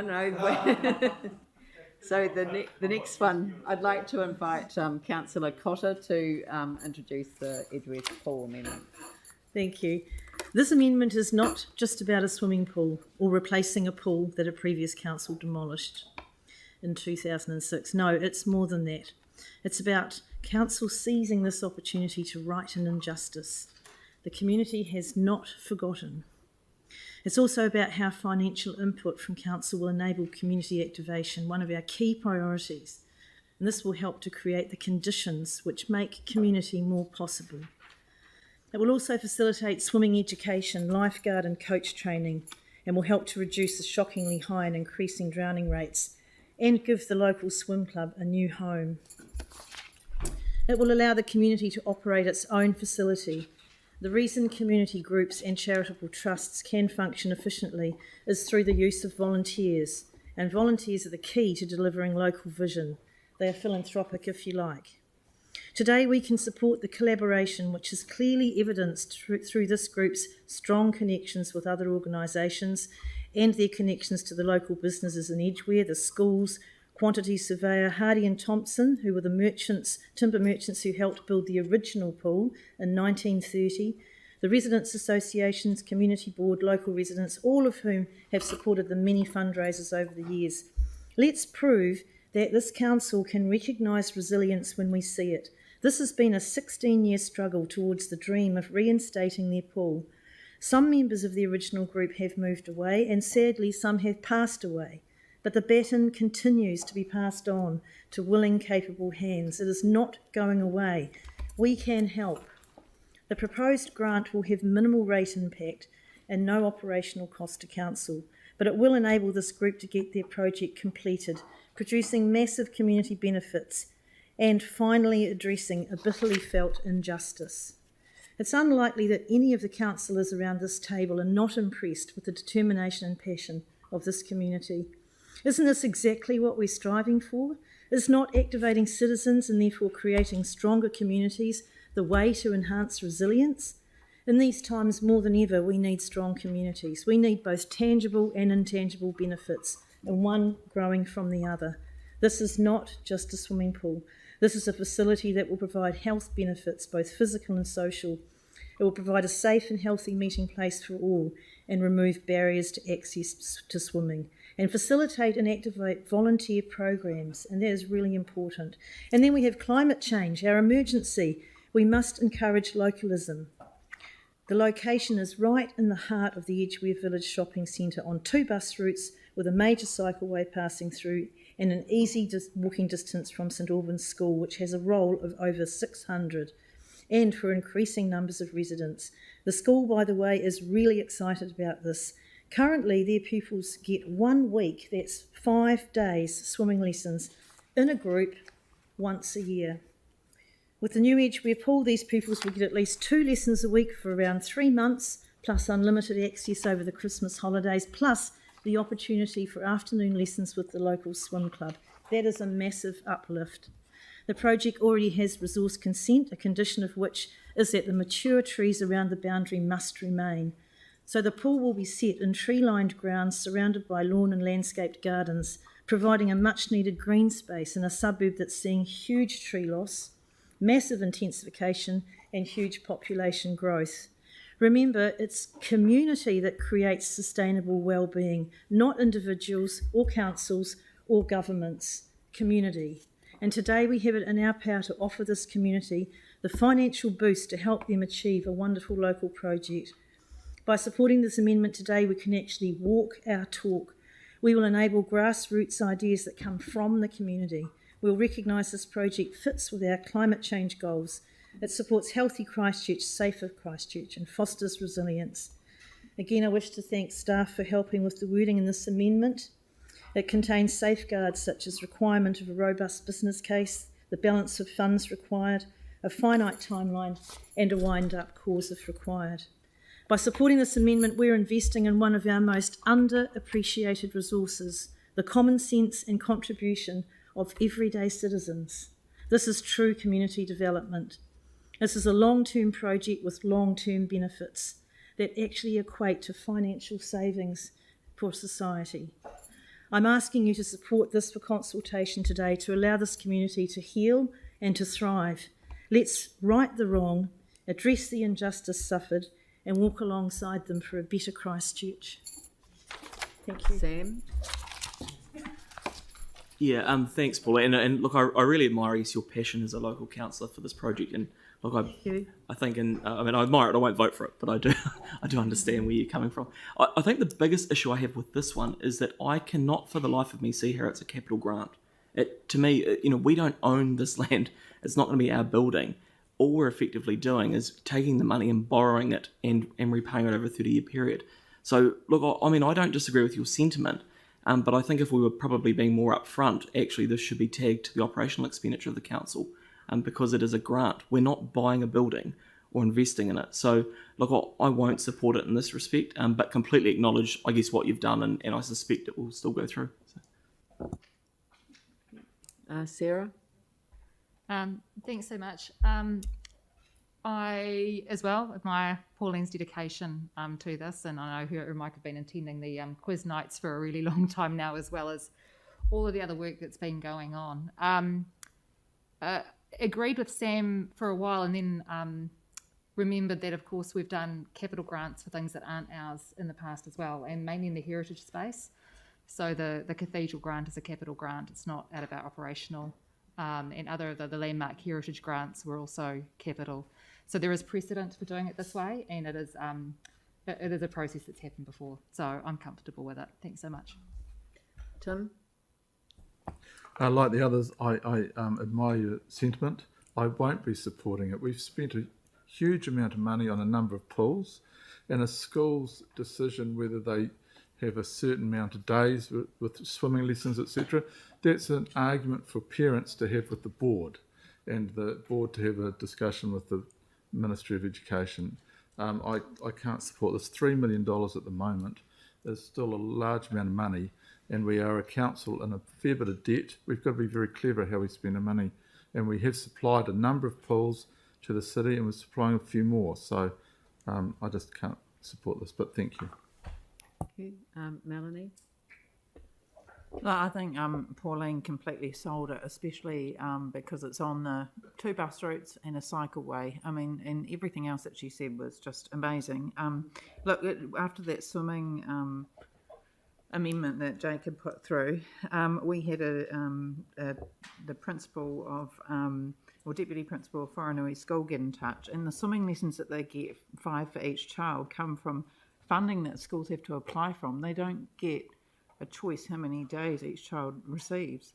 And I love Edgware Pool. I had swimming lessons there, and we went 6 days a week over summer when I was a kid, our local pool, so it needs to come back. Andrew? Thank you. I remember the conversations and the arguments in the Littleton community after the earthquakes when we lost our outdoor pool, and the fear of people in the Littleton community that we would never get that much loved and much used facility back. We were without that pool in Littleton for might have been 3 or 4 years before it was rebuilt. This community have been out without their pool for a whole lot longer than that, have been missing what it contributes to their community for a whole lot longer than that. The debate about whether this should be a capital grant or whether it should be OPEX is kind of a moot point. We've got advice in front of us. We've got a resolution in front of us that says it is a capital grant, and that's the way that it's going to be financed. So that's what we're looking at. And we've heard the rating impact, 0.01%, 0.02%. That's because it's capital. I think this is one of those decisions that for councillors isn't divisible. Either we support communities and community development, or we don't. Either we support swimming and water education and opportunity for our kids to learn about water safety, or we don't. And I think this is an opportunity for us to express that today. All right, Anne? I want to just reiterate what everyone said and to applaud once again Councillor Cotter for her passion for her community. And I think for me this is about equity in terms of, well, an injustice was done and it needs to be righted. And I think all the reasons that Pauline's outlined, it's a fantastic community driven project that will bring tremendous benefit to that community. And we are all about localism. We do want people to feel like they can walk to places, get together, have a chat. It's going to be a fantastic asset, and of course we want to support it. So I want to support it, so thank you. I've got Aaron. Yeah, just 2 quick points. I thought the cathedral grant was a levy that we collected from across the city and passed on to them. And then the other point is, if this was a local levy, I would support it, and I think we should look at funding more local facilities that go outside of the council's plans, i.e. we have an aquatic facility plan, and this was not included in it, that if they, or someone wants an extra library, say the people of Clearwater want a big flash library, cool, levy them and they can pay for it. And we should do that in the areas, and if Tim wants one in his area, great. We should be doing more of that. It's local ownership, and it's an easier way to collect the money for a local use. I've got James and then Mike. Thanks, Leanne. And thanks, Pauline, for bringing this to. Like everyone else, I admire your passion with it. I do respectfully disagree with Andrew, though, that I don't think it's that simple that it's a black and white issue. I think we all sit around here at this council table because we want to back communities. We want to help them help themselves, and we want to see them prosper. But I think fundamentally how you go about doing these things, and actually the process that's wrapped around it, is just as important. And I like the project, I've said that, but how it's being proposed to be funded, I think, is particularly worrying from my perspective, because it loads a citywide credit card up for something the city doesn't own. The targeted rate, for example, via the bid framework is something that I think would be far more appropriate. We've seen that this can work incredibly well, a la the Akaroa Health Hub. I think that there's, there's precedent for capital grants, for citywide projects is probably a worrying one, and I think that the cathedral is quite separate. So I see that this is a local project. It is something that will be owned by the community, and I think that the bid framework and a targeted rate, it would be a great way of achieving that. So for me, I do like the project, but it's not black and white, and the how is what I see as fundamentally broken. So I can't support it for that reason. Mike? Thank you. I will be supporting this, and I'd like to thank Pauline for her opening debate. It's put everything straight out there exactly why this is in front of us today, and it was well said. The reality is this project will actually deliver enduring benefit to not just this community but the wider community. It's not an exclusive pool. It's going to actually take a lot of people in.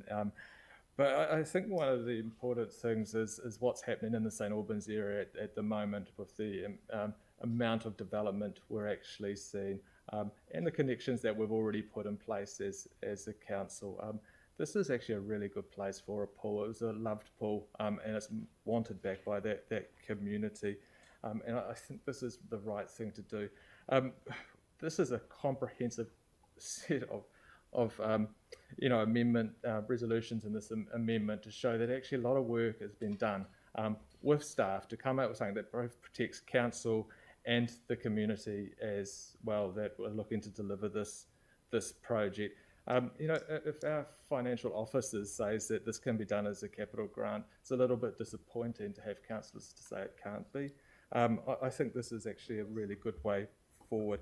I would be concerned if we start to go down the pathway of doing targeted grants for community, because the reality is that will only benefit the wealthier communities, and the poorer suburbs will be left behind. So I actually think this is the right thing to do. And we've also got to remember this is actually going out for consultation as part of the draft AP. It's not the decision to do it. So I'm looking forward to hearing from not just the residents of St Albans and around the Edgware village, but also the whole of Christchurch and what they think of this proposal.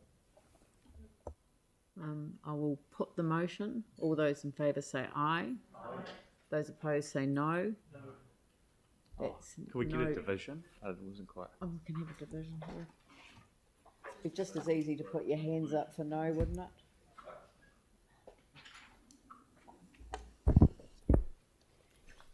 Okay, for the Edgware Hall amendment, Councillor Keown?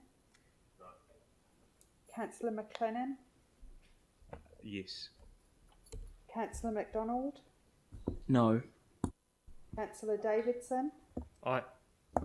Councillor Galloway? Yes. Councillor Scandrett? No. Councillor Chu?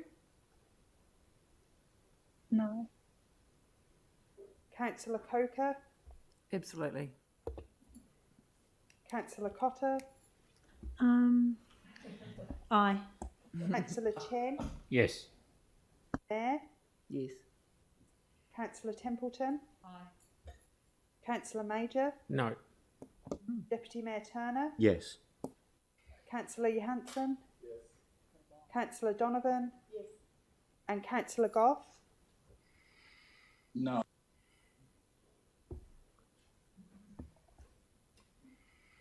It's 11 for and 1, 2, 3, 4, 5, 6 against.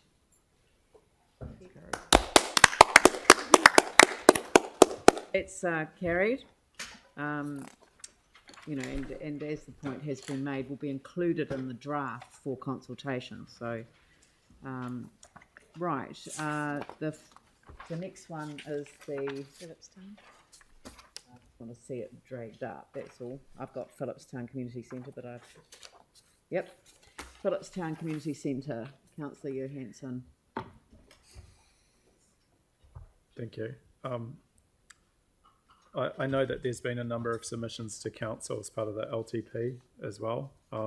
So this really is taking a similar approach to the Shirley Community Centre. Phillipstown was an area that was hit hard with the Christchurch earthquakes, particularly with the decision to close the school, and also with the loss of its major facility, which was Lancaster Park, which is moving into the central city. So council has shown a commitment to return Lancaster Park as a sports recreation ground and a community asset, and that is really appreciated. And similarly, if you contrast what council's also done in places like QE2, where we have given a commitment to those communities to rebuild facilities back in local neighbourhoods.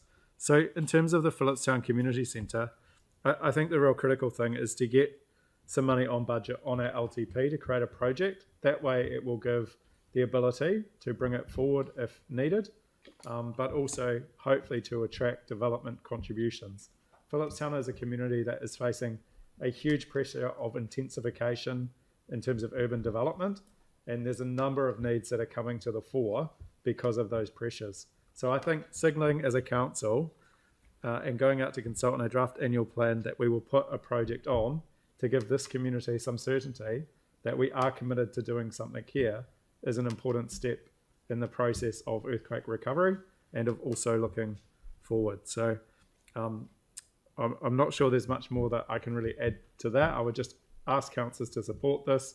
It doesn't have a financial impact within the next 3 years. There will be opportunities and chances to change it if required, but let's give this community a signal that we are going to put some positive investment into this community in the future and enable us to work through the different issues. Thank you. Mike? Thank you, and I would like to acknowledge Councillor Hanson bringing this forward, and I would have liked to support it. I think it's important that there is investment in Phillipstown, but in my opinion, this is a long-term plan decision, as what happened with 10 Shirley Road when we actually put money on budget during the long-term plan.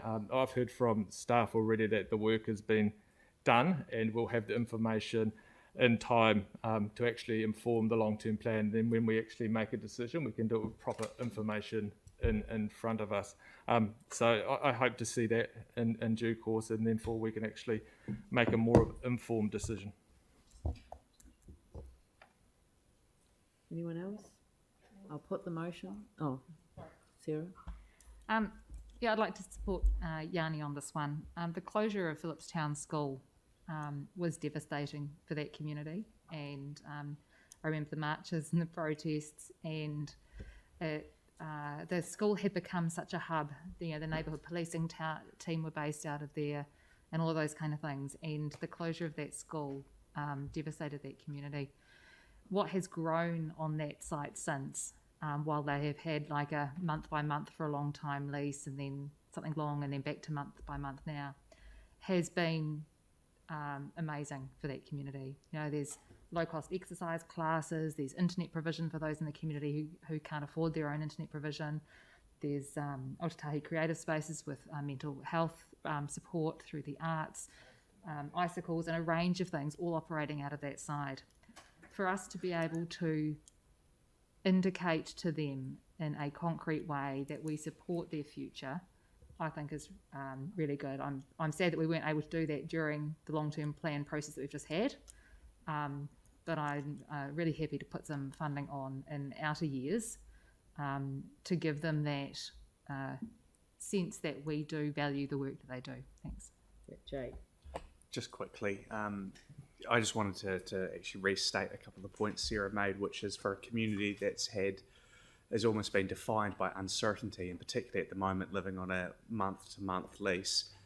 This, even though it is in the outer years, provides that assurity that the community can take into the future, and for us to support it here today is a bit of a no-brainer, considering that it doesn't have a rates impact for us at the moment. I'll just speak for a minute. I just think that with a number of communities, when you've had setbacks, when you've really been knocked down, there are 3 words that enable you to get up and carry on, and they are confidence, hope, and optimism. And hope and optimism are 2 different things, but if they know that the uncertainty that they're living in at the moment with the use of the former Phillipstown school was going to be met with a council that wants to work with them to achieve a community centre, it doesn't matter what that will look like in the future, and it may mean that it may be that the Ministry of Education will come to the party with some sort of arrangement in the interim. But this gives the community confidence that the council will be there for them. It gives them hope that they will be able to continue to deliver the support that their community needs, and optimism to face the challenges of everyday living in an area that has been overwhelmed by development and to some extent urban blight as a result of the closure of the school. So I will put that motion. All those in favour say aye. Aye. Those opposed say no. No. So can we just have the noes? Mike Davidson, Sam McDonald, Tim Scandrett, Aaron Kewen, Catherine Chu, and James Goff. Thank you. Water quality improvements. I don't suppose I could appeal to you, Yanni, to focus on Nottingham Stream and the waterways planning OPEX. To me, this is important. I appreciate what staff have said, but I just feel like we've had submissions through our stormwater management plans, we've had submissions through the LTP. People want us to do more, and I think what really makes me really sad is the idea that while we wait to be able to do this work, we're seeing our urban waterways degrade. We're not even stabilising them, let alone improving them. And I just feel really sad for our future, that the longer that we leave cleaning up our waterways, the more expensive and harder it's going to be. So I appreciate that I may not get support for these amendments, but I do think it is important to signal to the community that we would like to improve water quality.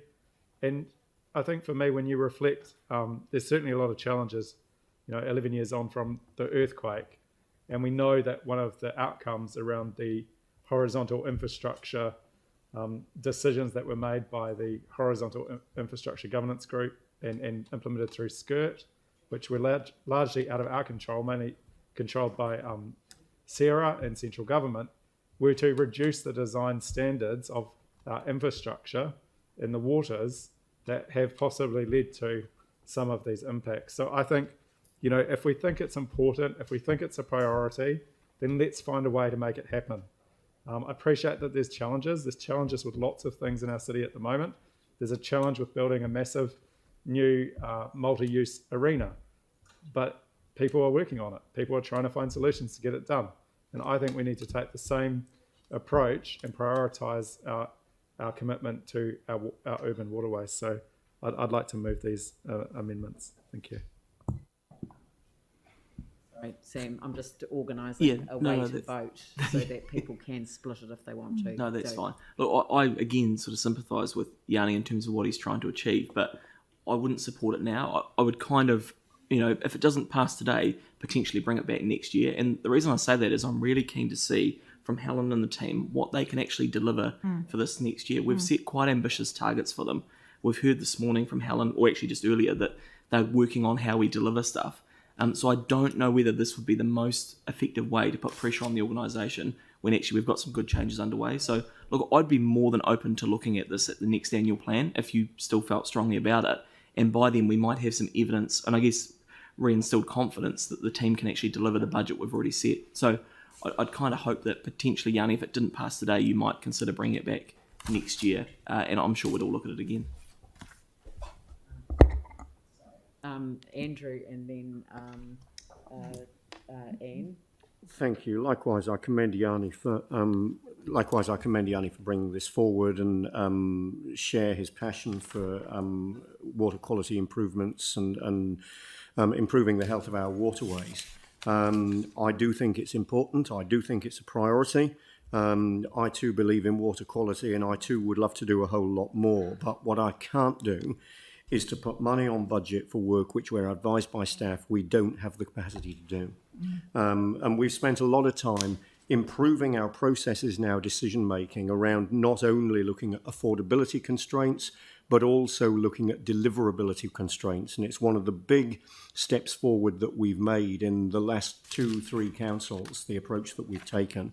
And I think to be rating the community for work that we may be able to afford to do, but we're advised we don't have the capacity to do, wouldn't be the right way forward. So I share Sam's view that, Yanni's drawn attention to this today, and I think it's absolutely right that he has. And we need to work on how we can improve our capacity to deliver.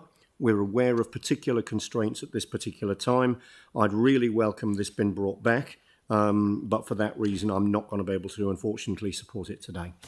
Anne.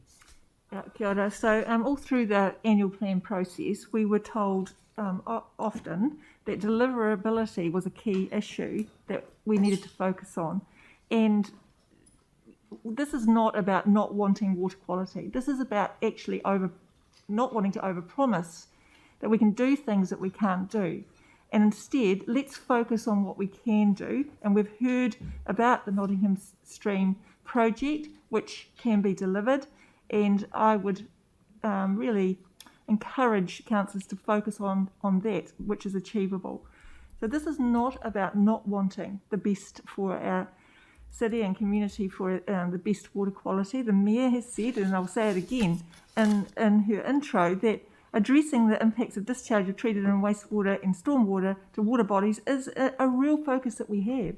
It's just that we can't do it all at once. So let's do what we can and plan to do the best that we can going forward. I've got Pauline. Yeah, thank you.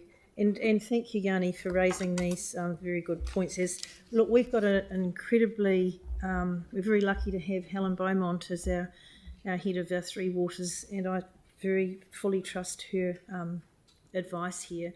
What worries me is if this, which is taken from a memo outlining work that we would really like to do, but not work that's necessarily in the program, because we do have a prioritised program. We can't do everything. I'm worried that if we push this through, that we might actually lose some of our drinking water improvement program work, or who knows what. I'm really happy to support the Nottingham stream, and also very, very pleased to see that some of that 375,000 will for a planner will go into the Community Waterways Partnership, because that we cannot engineer our way into water quality. We have to use community volunteers and amazing programs that are happening around the waterways through the zone committees and through all our reaching out and collaboration and using our energy in the communities. So Yanni, and I agree with Sam, I think we could re-look at these next year in a rolling program. At least we know what we're looking at here. But at the moment, I would be supporting Nottingham and the 375 for the planner and the water partnership. Thank you. Tim. Thank you. Look, it's we've been told that the capacity of being able to do the work by the people that we've just been complimenting and saying how lucky we are to have been telling us that they've got a list of priorities of bad to worse. And so I think we should trust them to do the job that we've been asking them to do, and which they are doing. And as Sam and Andrew have both said, then let's in a year or so look at what capacity we've reached, what we're able to do, and revisit it then. But I find it kind of hard how we compliment the staff that we've got, which is absolutely right. They're outstanding. We're doing a huge amount in this area, but we still want, but we, being so-called experts, which we're not, want to adjust it. And I think that's wrong. Let's leave it to the staff, and let's readdress this in a year or so and see what we can do.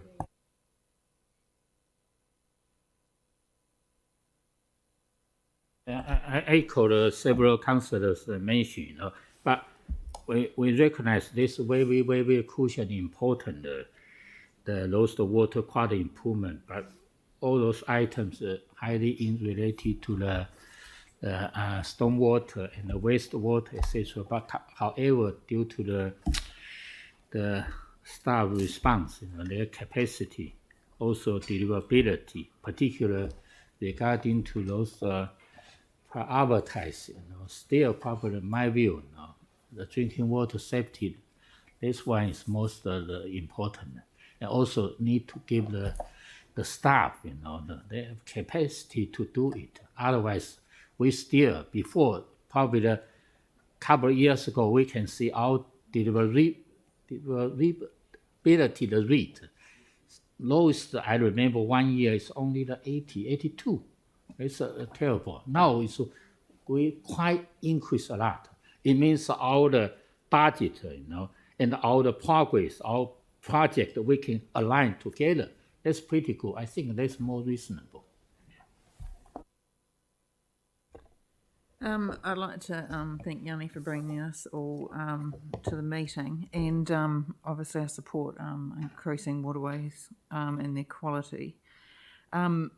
And I'm probably going to vote for them, all of them. But what I wanted to say for those who are concerned about deliverability, the G, which is the OPEX for the senior waterways, the planning and the community delivery, if you're going to vote for one of these, please vote for that one, because that one's actually providing the capability of doing this. We've had staff actually request that particular amount when we asked them at a meeting with ECAM councillors how much they would need to increase community delivery for what's required. And remember that when we've got the community doing work, it's not just the dollars that we put in, there's all those free dollars that we get back from the individuals who volunteer their time to work towards increasing the water quality in our city. So to me, that one is a no-brainer, and that might actually help, into the future when changes happen with our water delivery across the city and the country.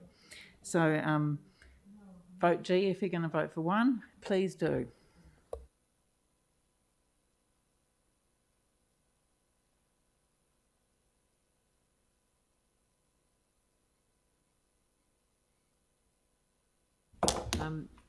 Were there any other speakers on it? No. Just quickly, what I've tried to do is to pull out Nottingham Stream and the OPEX for waterways, planning capacity and community delivery, which seem to be more descriptive of what was intended for the OPEX budget, and then to leave the balance. But I do so, and it is kind of with reluctance, because these issues are really important. And if there's one thing that I've gained personally from sitting on the Three Waters governance group, the working group, has been a very deep understanding of the significance of the roles that Three Waters reforms will play in terms of aspects of the waterways, the Te Mana o Te Wai and the national policy statement on freshwater standards. And there is a real gap in knowledge around the two and how significant they are. So this is an area that I think the community needs to understand they need to keep investing in. But what Pauline said is absolutely true. This is not something that council can do on its own. It's got to be a partnership. There is no other way that we can take on the scale of the issues that we have to address. So I'm going to support the council's staff recommendation that they have the capacity to deliver these, and then in the context of the future planning processes, then they've already identified what is going to have to be on the agenda for future annual plans. So I'm going to put the Nottingham Stream and the OPEX provision first. So I'll put those first, and then I'll put B to F. D to F. So this is a vote to amend the long-term plan for those two. So could they be A and B's put separately, one A and B? Yep, they could be. Yep. So okay, well I'll put A, Nottingham Stream. All those in favour say aye. Those opposed say no. No. So that's Sam, Tim, Aaron, Phil, Catherine, James.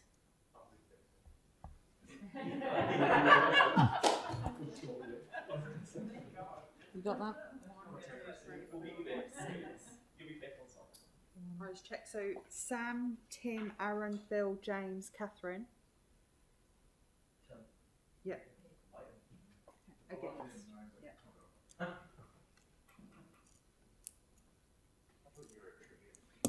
That's carried. And the second is on OPEX, waterways, planning capacity and community delivery. I'll put that motion. All those in favour say aye. Aye. Those opposed say no. It's carried. Sam, Phil, Aaron, Celeste, James, Catherine. Sam, Phil, Aaron, Celeste, James, Catherine. Yep, is that right? That's right. That's carried. And now I'll put the balance together. So I'll put that. All those in favour say aye. Those opposed say no. That's lost. Can I have those against? Is that So easier? perhaps those. Okay, well you're going to have to do a division. Yeah. 280. So for 2A to E, Councillor Galloway? No. Councillor Johansson? Deputy Mayor Turner? No. Councillor McLennan? No. Councillor Major? Nope. Councillor Goff? No. Councillor MacDonald? No. Councillor Keown? Councillor Cotter? No. Councillor Davidson? No. Councillor Scandrett? No. Councillor Chu? No. Councillor Coker? Yep. Councillor Templeton? No. Councillor Donovan? No. Councillor Chen? No. The Mayor? No.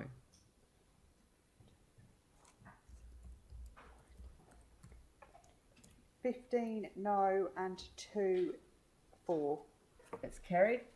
Thank you. That's lost. Lost, sorry. Sorry, I lost. Forgot. Okay, right. Oh, that's lost, right. Off-street car parking fees. Move Councillor Johansson.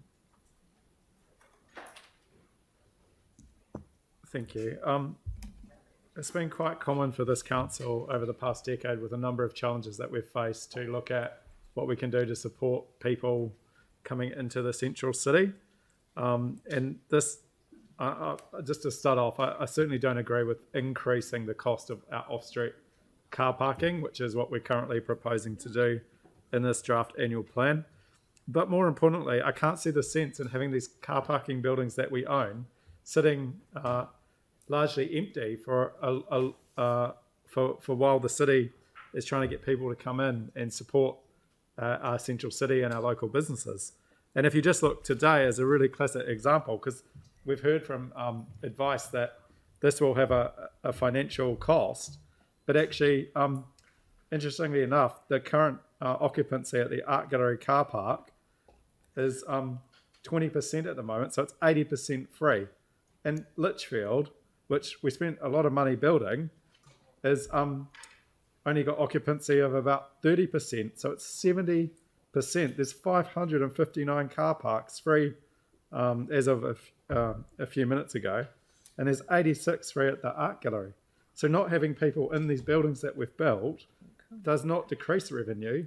It decreases our revenue, not costs us revenue. So I would say that we should actually reduce the fees and try and encourage people to make use of these buildings that are sitting there empty.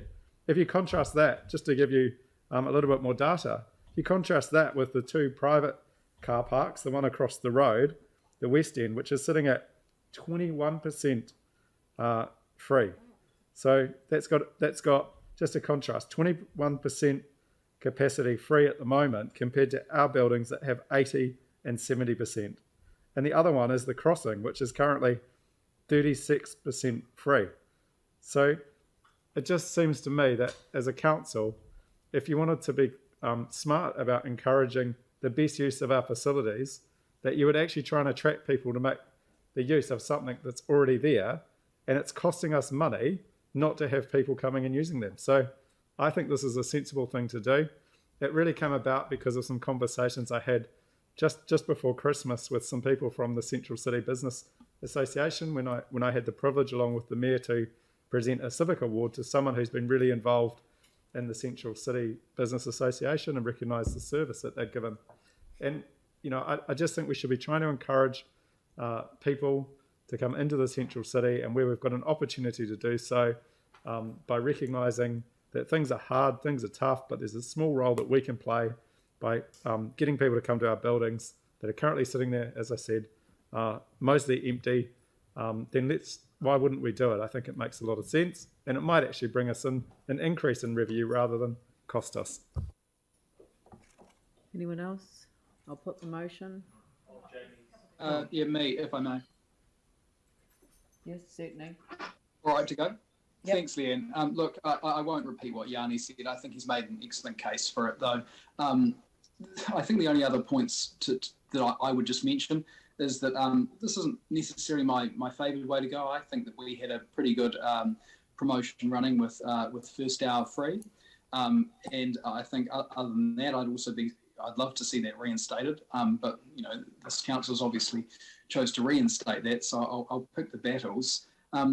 Just raising parking prices at this time in this environment, I just think sends the wrong message. We're not going to single out anyone in particular, but I guarantee that if you randomly pointed to a business in town, which is largely made up of retail and hospitality, they will be really, really struggling to make ends meet. Landlords are offering monumental incentive and rent reduction packages. They are really struggling. They desperately need people. And what's really strange, throughout all of the COVID drama, you go to the malls that offer free parking and you wouldn't actually know that COVID struck them, but you certainly do in the central city. So Yanni's right. The capacity is most certainly there.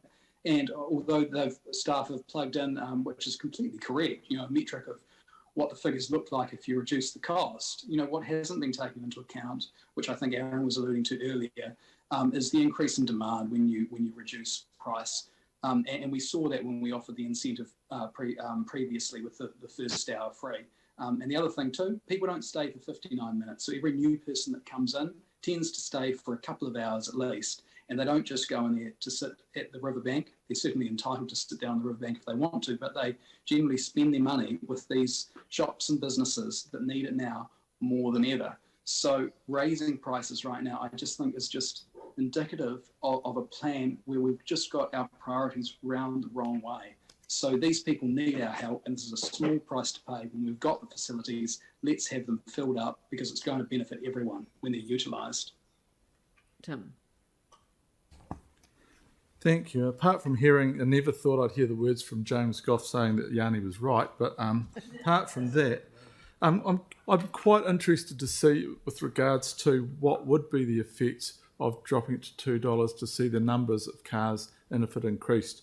I do think there is an effect with COVID-19 and Omicron, but I do think in these times to support the central city and the businesses there that I'll be supporting this. But I would really like to see the numbers and dropping the price, because it's the same argument with regards to buses. If you drop a price, will more people use them? So I'd be interested to see what happens with this, and I'm willing to support it for now. Thank you. Jimmy and then Mike. I support this recommendation because when I go to the particular weekend, sometimes go there with the family. Say so. I heard quite a few people mention we park in the close in the car park parking area. It's $2 only, and also the first 2 hours, first hour is free, etc. But the council parking area, Litchfield or Art Gallery, is much expensive than those kind of parking the area. They mentioned where the council can reduce the same charge with them. And also this demand and the supply. If you reduce empty there, actually just waste of parking area. But if you just reduce the fee, maybe more people, even a little bit further down in that area, but absolutely can increase the percentage of those utility. And also we always emphasize, like to vitalize of the economy of the CBD, etc. But whether I think it is one of the practical. But I echo with the team also. If we reduce, whether still, our rates will increase the 0.17. I still would like to see those, but I doubt will be not the 0.17, should be low than this figure. Thank you. Jimmy, sorry, you've got to. Mike, Sarah. Thank you. I won't be supporting this amendment. I think this is one of the issues when we do these amendments on the fly. There's enough data sitting in the background that we would have had actually a clearer picture of how the introduction of the free parking worked and what happened when we removed that, to show what actually it does do to our car parking buildings. I think sometimes we forget that actually within our Central City Council has over 4,500 free car parks. So actually there's plenty of car parks if people want to have some cheaper car parking. You don't need to do that in our off-street car parking units. Obviously right now COVID is one of the biggest reasons why there is a lack of people in the car parking buildings. All that information we could actually have gathered and presented in front of us to actually have an informed decision. I'm really surprised to hear some of these councillors that actually talk about the importance of climate change action, knowing actually the effects of cheap car parking on that, then advocating for a reduction in car parking prices. That is really, really surprising. So I will not be supporting this.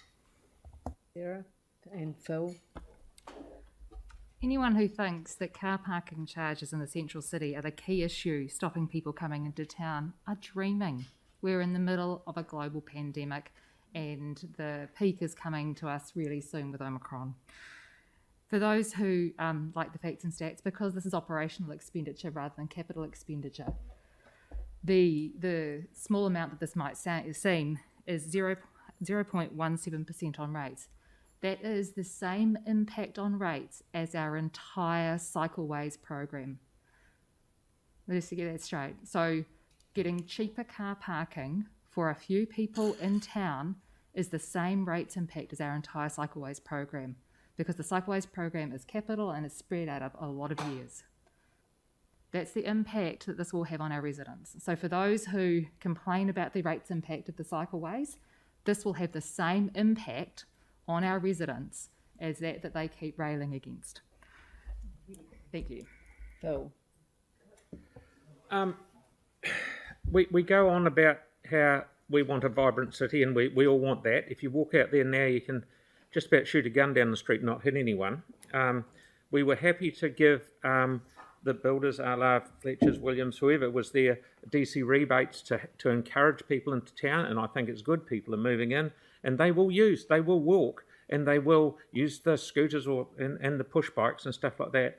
But I think we've got nothing to lose, but try this for a year and sit here this time next year and say, well, that was a fizzer, we won't do that again. But we've got to help these retailers because they're bleeding money, they really are. So I'm going to support this, and I'd encourage everyone else to do the same. Thank you. Dan. Yeah, thank you, Leanne, and thanks, Yanni, for raising it. I think there's probably two things that are worth noting. I mean, look, I agree with Phil entirely in terms of if you look at this might be a sugar hit that actually helps the CBD for a short period of time. This may not be a long-term solution because there are people who have invested in the city, and provided these services. But I think if we're looking at economic levers, potentially this will help get people into the CBD. Just the other point around, two things. I was quite surprised, Councillor Davidson's sort of comments around climate change and that. I mean, there's no one in the city at the moment. And I would have thought that, in terms of the Economic Development Agency, they would be supportive of getting people into the city. The second point is around Councillor Templeton's. And look, we can have the debate over cycleways. We usually leave that for the long-term plans. But the reality is, and it was Aaron's very first question, which I think you've possibly not quite, potentially we haven't all understood the same thing, is there are fixed costs that sit within our car parking buildings. So the more people we have in them, the less it costs us, the more revenue we generate. So the modelling that's been done, rightly or wrongly, says that there'll be an impact of $1 million. That will not be the case. If you've already got 70 or 80% free occupancy, there is not going to be that level of impact. So look, I agree, and I think, Phil, you put it the best. Let's see, what have we got to lose? It's not a long-term solution, but it may be a bit of a sugar hit to the CBD at a time where we should be welcoming cars into the city. So, I do hope that people support it.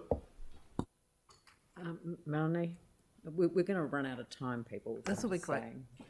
Now, sugar hits are bad for your health, and so is encouraging more cars to produce emissions coming into our city, so I just can't support this.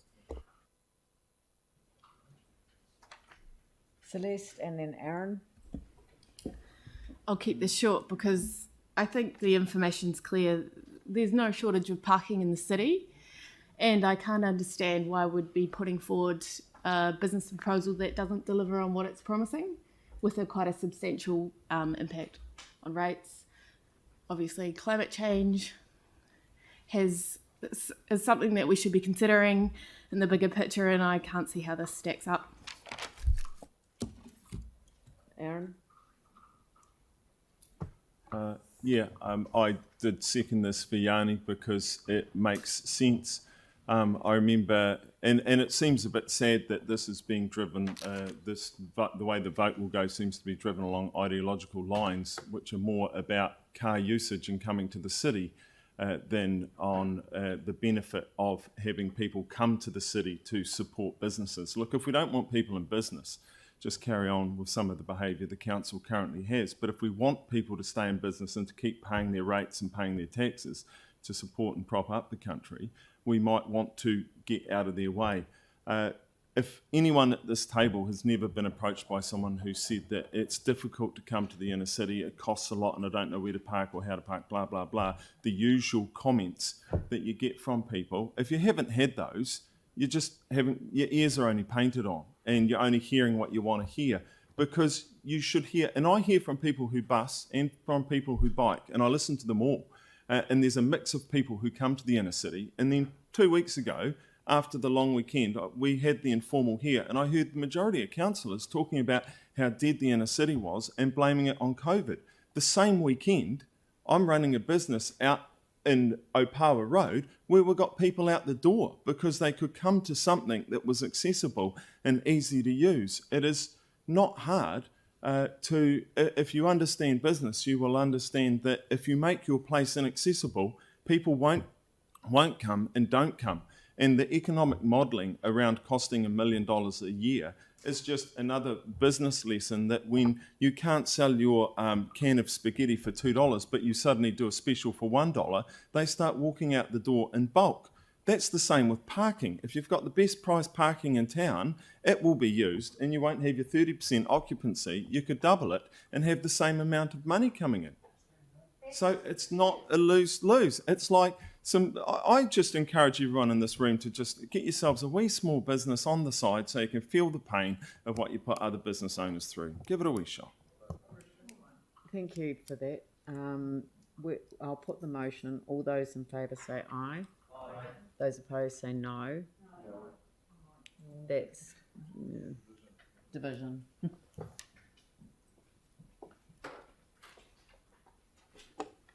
So for Amendment 5, Councillor Keown. Yes. Councillor McLennan. No. Councillor MacDonald. Oh, yep. Councillor Davidson. No. Councillor Galloway. No. Councillor Scundrett. Yes. Councillor Chu. Yes. Councillor Coker. No. Councillor Cotter. No. Councillor Chen. Yes. Mayor. No. Councillor Templeton. No. Councillor Major. Yes. Deputy Mayor Turner. No. Councillor Johansson. Yes. Councillor Donovan. No. And Councillor Goff.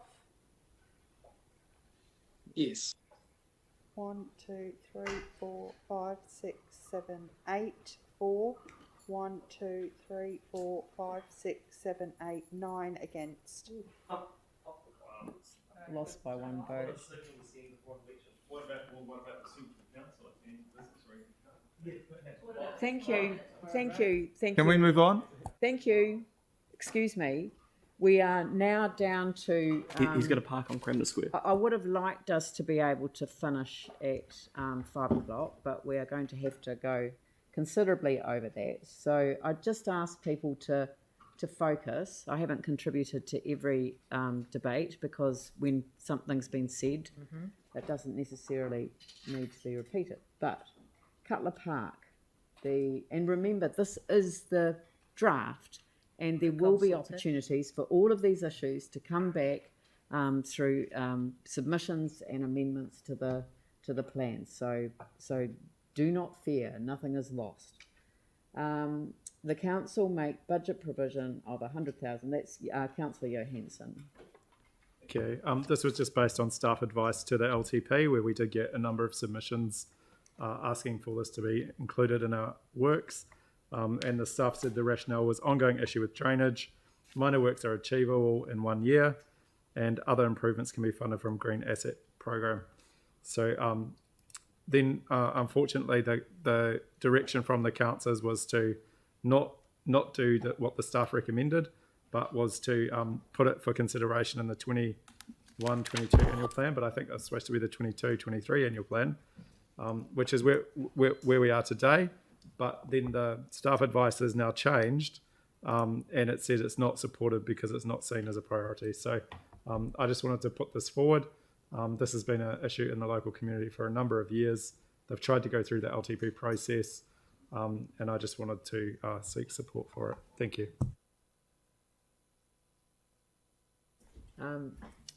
Anyone else? Pauline? Yeah. Oh, are we in debate? I'm lost. Yeah, thank you. I'll be catching what you've got in. We've all got playgrounds that we want renewed. We all want them brought forward. Playgrounds are really, really important. There's staff advice here. There's already a priority program. So what you're asking to do is jump in front of that. And I just don't agree with that process. I think these things need to be driven through the community board and brought in a more robust manner. Because as I say, we all want our playgrounds done. So I can't support this today. There's just not enough information. Thank you. I'll put the motion. All those in favour say aye. Those opposed say no. That's lost. The next item is Gloucester Street. Yanni. Thank you. Just I don't know if staff I don't know if they can put the photo up on the screen, but I know I often get told that we're not gold plating the central city, but here's a nice picture of Gloucester Street as it stands just a few days ago. Looks lovely, looks in really, really good condition, lots of amenity. Maybe it needs a few small things done to it, but actually, by and large, it's a pretty well functioning street that I think with some small adjustments could be turned into a pedestrian friendly area. The sad reality is that while we're spending a fortune gold plating the central city for the AAC, we've got places in the community that are crying out for their broken roads and broken infrastructure to be fixed. And we've got communities who are facing a myriad of issues around accessibility, being able to safely cross the roads, etc. So, you know, I appreciate that this was a resolution that council made to bring forward this budget as part of a separate process. That's why I haven't reduced the budget entirely. I would love just to take the whole thing off, but I'm not sure that we can do that because of the previous resolution. But this was meeting a challenge where we're told that we should offer up substitutions. And I just encourage councillors to walk around the central city, look at the streets that we've got programmed to be upgraded that are not in bad condition compared to the ones that are in some of our wards. Come out to the east, come walk around some of the streets that I did last night through Woolston, where there's cracks in the roads, there's cracks in the gutters, the water can't actually drain because of the levels being so bad that when water gets there, it just stagnates. You know, there's so much that we need to do as a city to fix the basics, and I don't feel that we can really address gold plating the central city at a time when we've got those challenges out in our communities. So I hope you'll support this. Please go and have a look at it if you've got any doubts. This is just going in the consultation document, but when you think about what this currently is like, I don't know how you could justify spending $3.4 million on this project. Yeah, look, I agree with Yanni with regards to the suburbs need a lot of work. There are a lot of suburbs that need it. This is a slow 30k area anyway. I wish that Yanni hadn't mentioned the roads here that he'd like to put the money to, because I can't agree with that. But I certainly agree with taking this money off and looking at addressing some of the community needs with their roads and footpaths. So I will be supporting this, but I certainly wouldn't support it going to the list that Yanni's put forward. Phil? Happy to if people feel more comfortable. So yeah, if the mover's happy to separate the two, that'd be great. It's interesting. If you look at that photo that Yanni had, if you look at the Central City projects on Gloucester Street, that one there's 3.4 million, but in a few years' time, we're doing Gloucester Street further to the east, that's another 3.6. We're doing Gloucester Street further to the towards the museum, that's another 3.5 mil. And then we're going, this is Central City projects, then we're going to spend $5 million on Rolleston Ave outside the museum. These roads are not jagged. If this road was in bad shape, I wouldn't be doing what I'm doing now. So if it's why we want to dig up a road that's not broken just to make it look nice, when out in our wards things are not flash, things are not good, and people are wondering what they have to do to get things done. So, and the other thing, just going on about what we were talking about parking, why are we doing these roads up when some of the councillors here would rather have no cars driving them on anyway? Thank you. Thank you. Anne. Yep, thank you. This isn't about fixing a road, or this is about a project, an inner city project that is connected to many other things.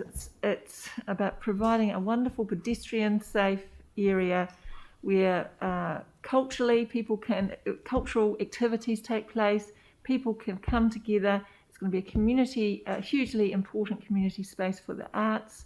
So to say that it's just a road to be fixed is disingenuous, and I think disrespectful to the work that's been done here. So I won't be supporting this amendment.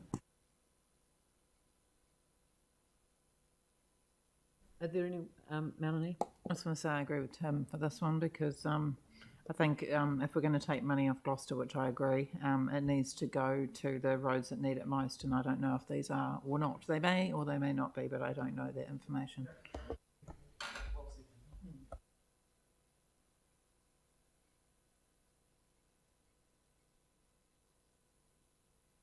I'm just because I've been asked to split the resolution, which I'm finding very difficult because it's got reduced the budget to a certain amount, and then that the balance goes towards the following, and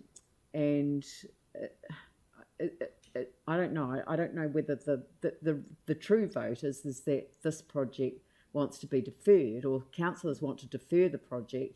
And that the annual plan period be used to come up with some alternatives. But it's very hard to consult on something like that, and it's very hard to work on an amendment like this. So, please bear with, because we are well and truly over time. But could I suggest that if Yanni is happy and Phil is the seconder to agree to defer this, then that would kind of solve the problem, wouldn't it?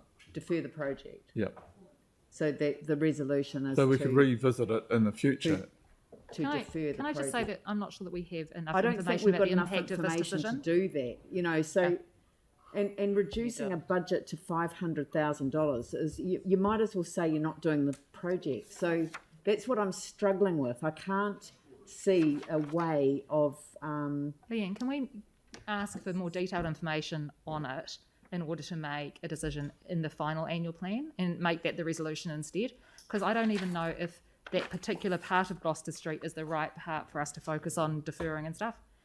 It would be maybe we just say, yeah, if that's okay, we just ask for some information on that so we get all the details and maybe a detailed list of things we could do instead and make the decision I would rather later. do that than try and split this resolution into two. So I'm going to appeal to the mover and the seconder to allow us to essentially park this issue and seek additional information to come back around the reprioritisation of this item as against other suburban projects. And you do need some more technical advice. Yeah, we will need technical advice to support that. So I'm getting a nod from the back of the room. So if Yanni, if I get a nod from you and a nod from Phil, I've got Phil, feel like an auctioneer. Do I have Yanni? Because Yanni, if you agree to this, then we can get the work done in time for a decision to be made with the annual plan. So this is going out to consult. Yes, I know, Yanni, but we're not going to ask the community to consult We're not going to ask the community to decide on the information that we have in front of us. So it would be better.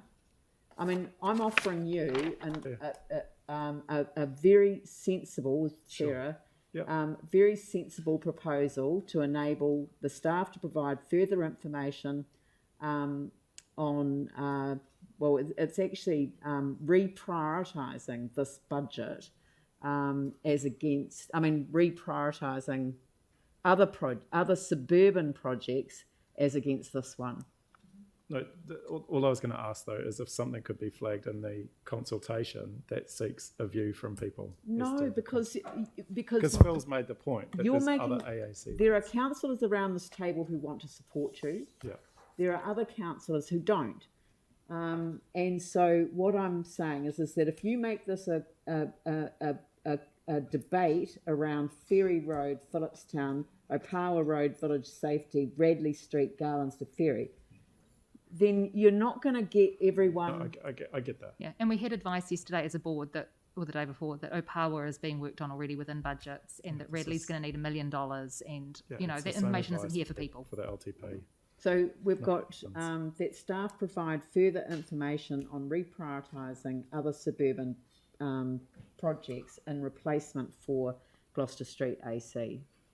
All right. Cool. Our staff, where Gloucester Street is in the planning, is it being designed? Are there contracts let or anything like that? Will there be penalties? Well, I mean, we don't have the information. We don't have enough information here today. Yeah. I'm trying to do this off the hoof, and normally I would adjourn the meeting to do this, but I'm ever optimistic. At 5 o'clock I have to call an adjournment, so let's just get this done. So perhaps it's that staff provide further information on the Gloucester Street project and reprioritisation options for other suburban projects. Could we make that the AAC? Yeah, it is. Well, yeah, because no. there's a whole bunch of projects, like Phil's mentioned Yes, it it's as the well. AAC CPMS ID at 18371. Oh no, sorry, I meant the general AAC program. No, we're not going to go through the entire AAC program based on an amendment on one project. Oh, that's cool. It's just never let a chance go by, isn't it? And it was also I'm around relaxed, scope. And it was also Aaron, around just wanted scope you reduction. to know. And it was also I'm around scope relaxed. reduction. Yeah, I'm actually quite enjoying your dulcet tones right now. Right. Okay. So, so it's been moved and seconded that staff provide further information, etc., etc. I'll put that motion. All those in favour say aye. Aye. Those opposed say no. That's carried, but put your hands up for no. 1, 2, 3, 4, 5, 6. Sorry. Yeah. 1, 2, 3. So Sarah, McClellan. Mike,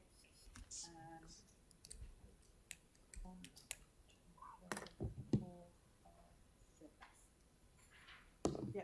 Right. Okay, that's carried. Thank you, and thank you, Yanni, for being cooperative. Trees, Yanni.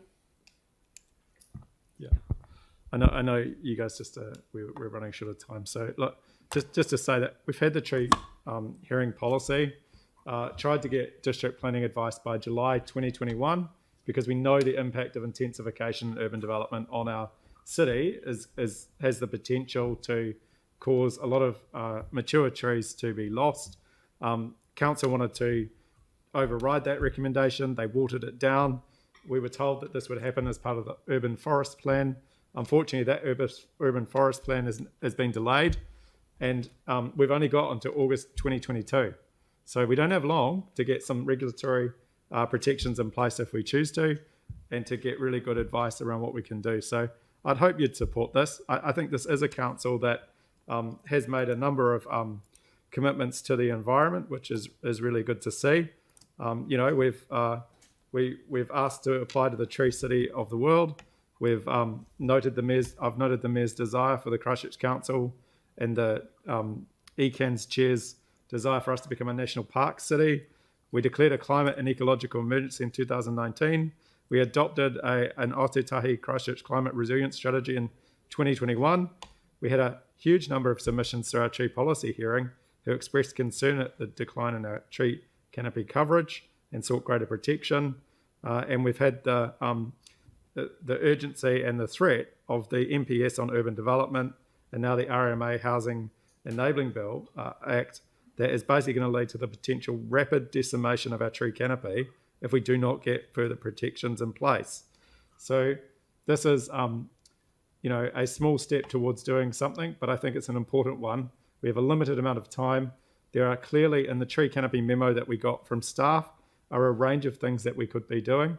And I think consulting our community about putting some additional budget on to ensure that we can do whatever we can to try and save and protect our trees is really important, and also to address the issue of the tree canopy coverage in certain areas of the city where it is low. So I hope you'd support this. Again, this is going out, consulting our community. It's not the final decision today. Jimmy? Quickly, okay, yeah. I totally support this recommendation, yeah.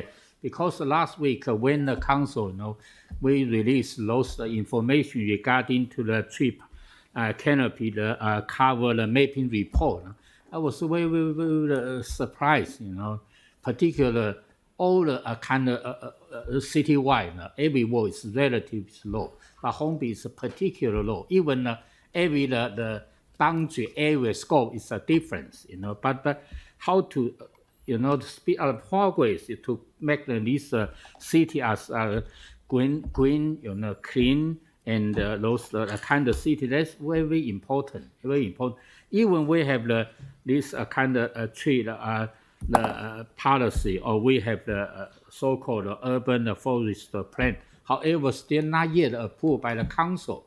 But it's like yesterday, particular the major cycle route along the Hornby area, then even comfortable we approve, to in principle remove the tree. Then the staff based on this the tree policy, would like to replant the one tree remove, 2 tree plant. But the timing, that's bigger the time lag. So we need to speed up this one and align this one and fulfill the tree policy and also the urban forest plan. So I totally support this one.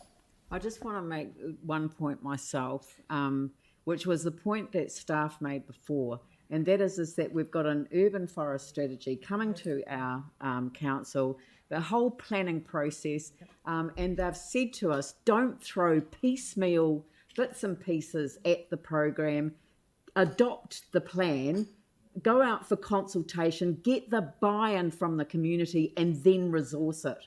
So I'm just kind of repeating ever so gently what I heard before, and I'm mindful of my rising sense of anxiety and frustration.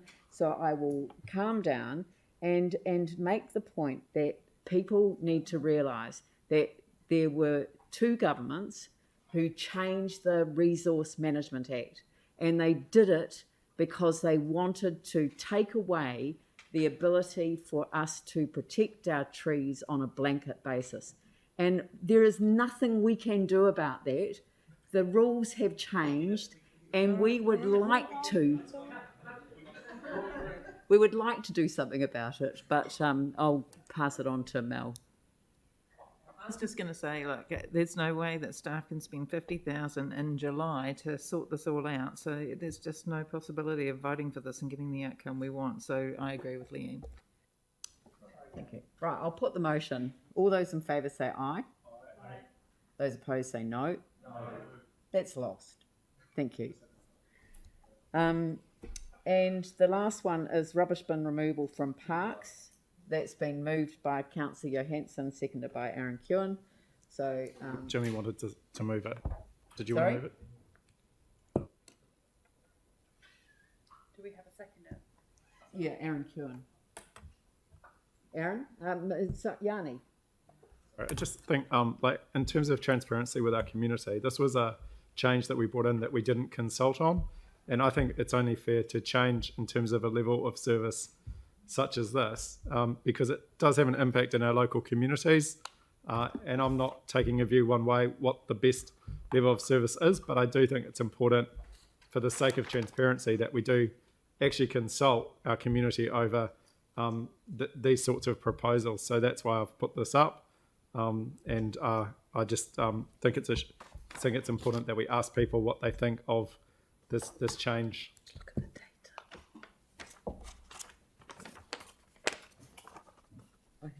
I can't read that. Sorry. Right. Okay. Well, I'll put. Oh, sorry, Aaron. Just quickly, exactly what Yanni said. I'm assuming everyone here has been had conversations with people, have been contacted by people asking where the bins are and wanting bins, and saying rubbish is core council business. So places like parks should have bins in them, and it's a bit of a no-brainer. Let's consult. If the public come back and say, no, we don't want rubbish bins, that's not your role, we want to take as much home as we can, then that's it, we'll do that. But we should at least give them the voice. If we are a council that likes to give the public the voice, we'll know in a couple of minutes.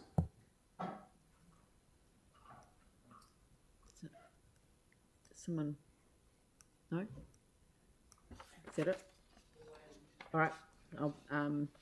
Sorry, we had received some advice on this, and I'm sort of kind of Section number 9.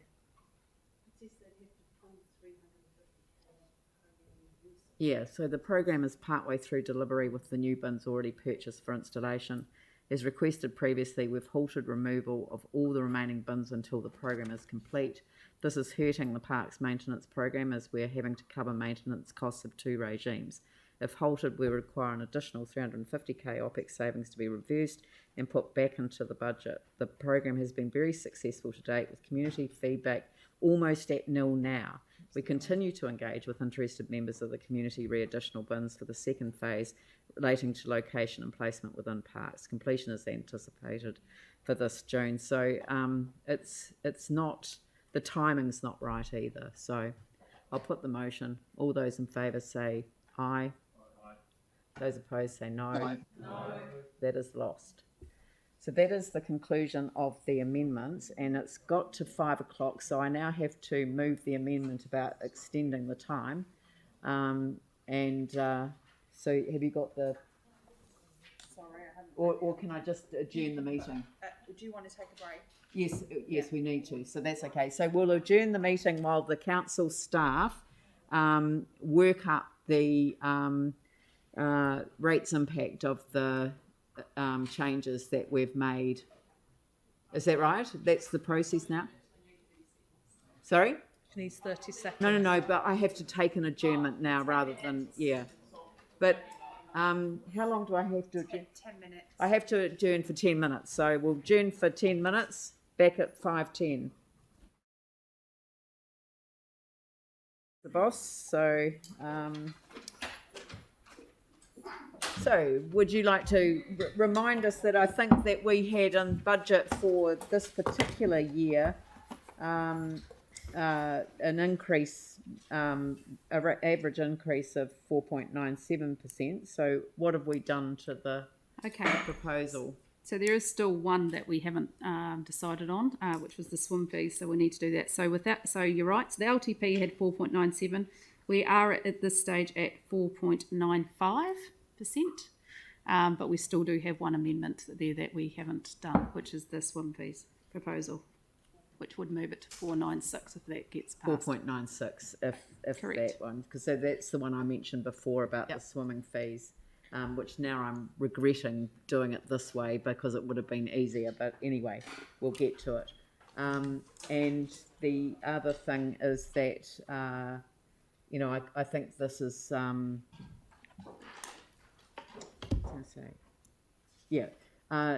some of the comments that council has made in relation to some of the, the cost assumptions and things like that, they can be checked out through the course of the coming months, so that by the time we get back in June, we can have some very specific, costings and analysis of how things impact, because as has been said, we've done certain things before in particular ways, so that we'll have a track record to look back on as well. So that's good. All right. So we're dealing with 1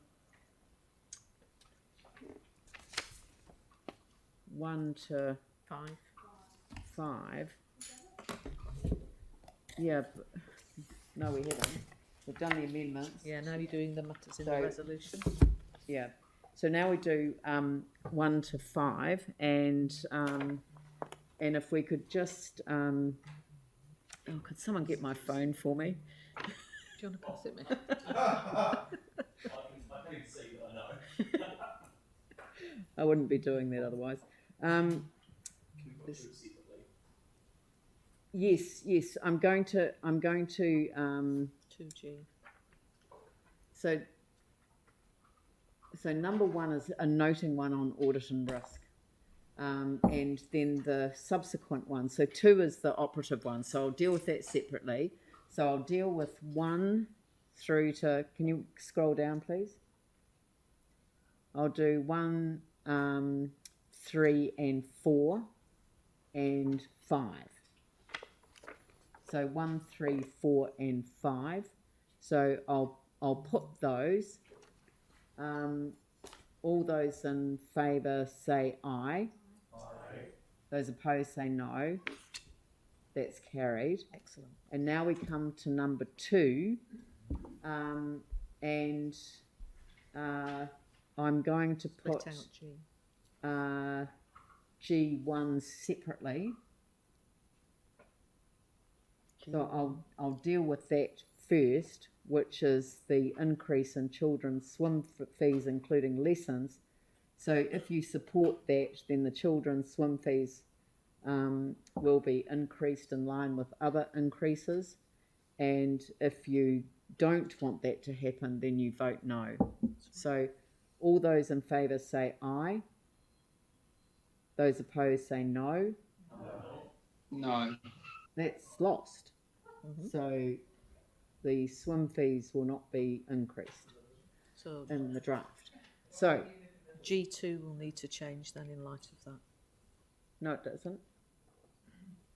I mean, yes, it will. It will be excluding swim fees, including lessons. Oh, I see. So it just needs to be changed. All right. Excluding swim fees, including lessons. Yep. All right. So we then come to the whole of number 2. So I'll put that motion. All those in favour say aye. Aye. Those opposed say no. No. That's carried. So opposed, Sam, Yanni, Aaron, James, Catherine, and Phil. So that's carried. And now so that's the approval and adoption. So now we come to the final recommendation 6 to 8. Yeah, recommendation. Here we go. Right. Got all the amendments. Scroll down. Well. Right, and then this is the final one, and I mean, I said that we would have a debate on this one if people want, but I mean, I think people are generally comfortable to progress this. All right, so I'll put that motion. All those in favour say aye. Aye. Those opposed say no. That's carried. Thank you very much. So we're just checking. Last bit. Oh, then I have to resume standing orders.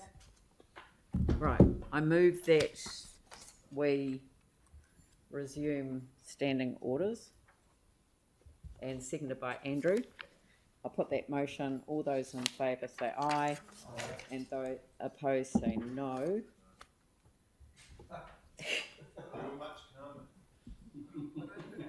Oh, yeah. Right.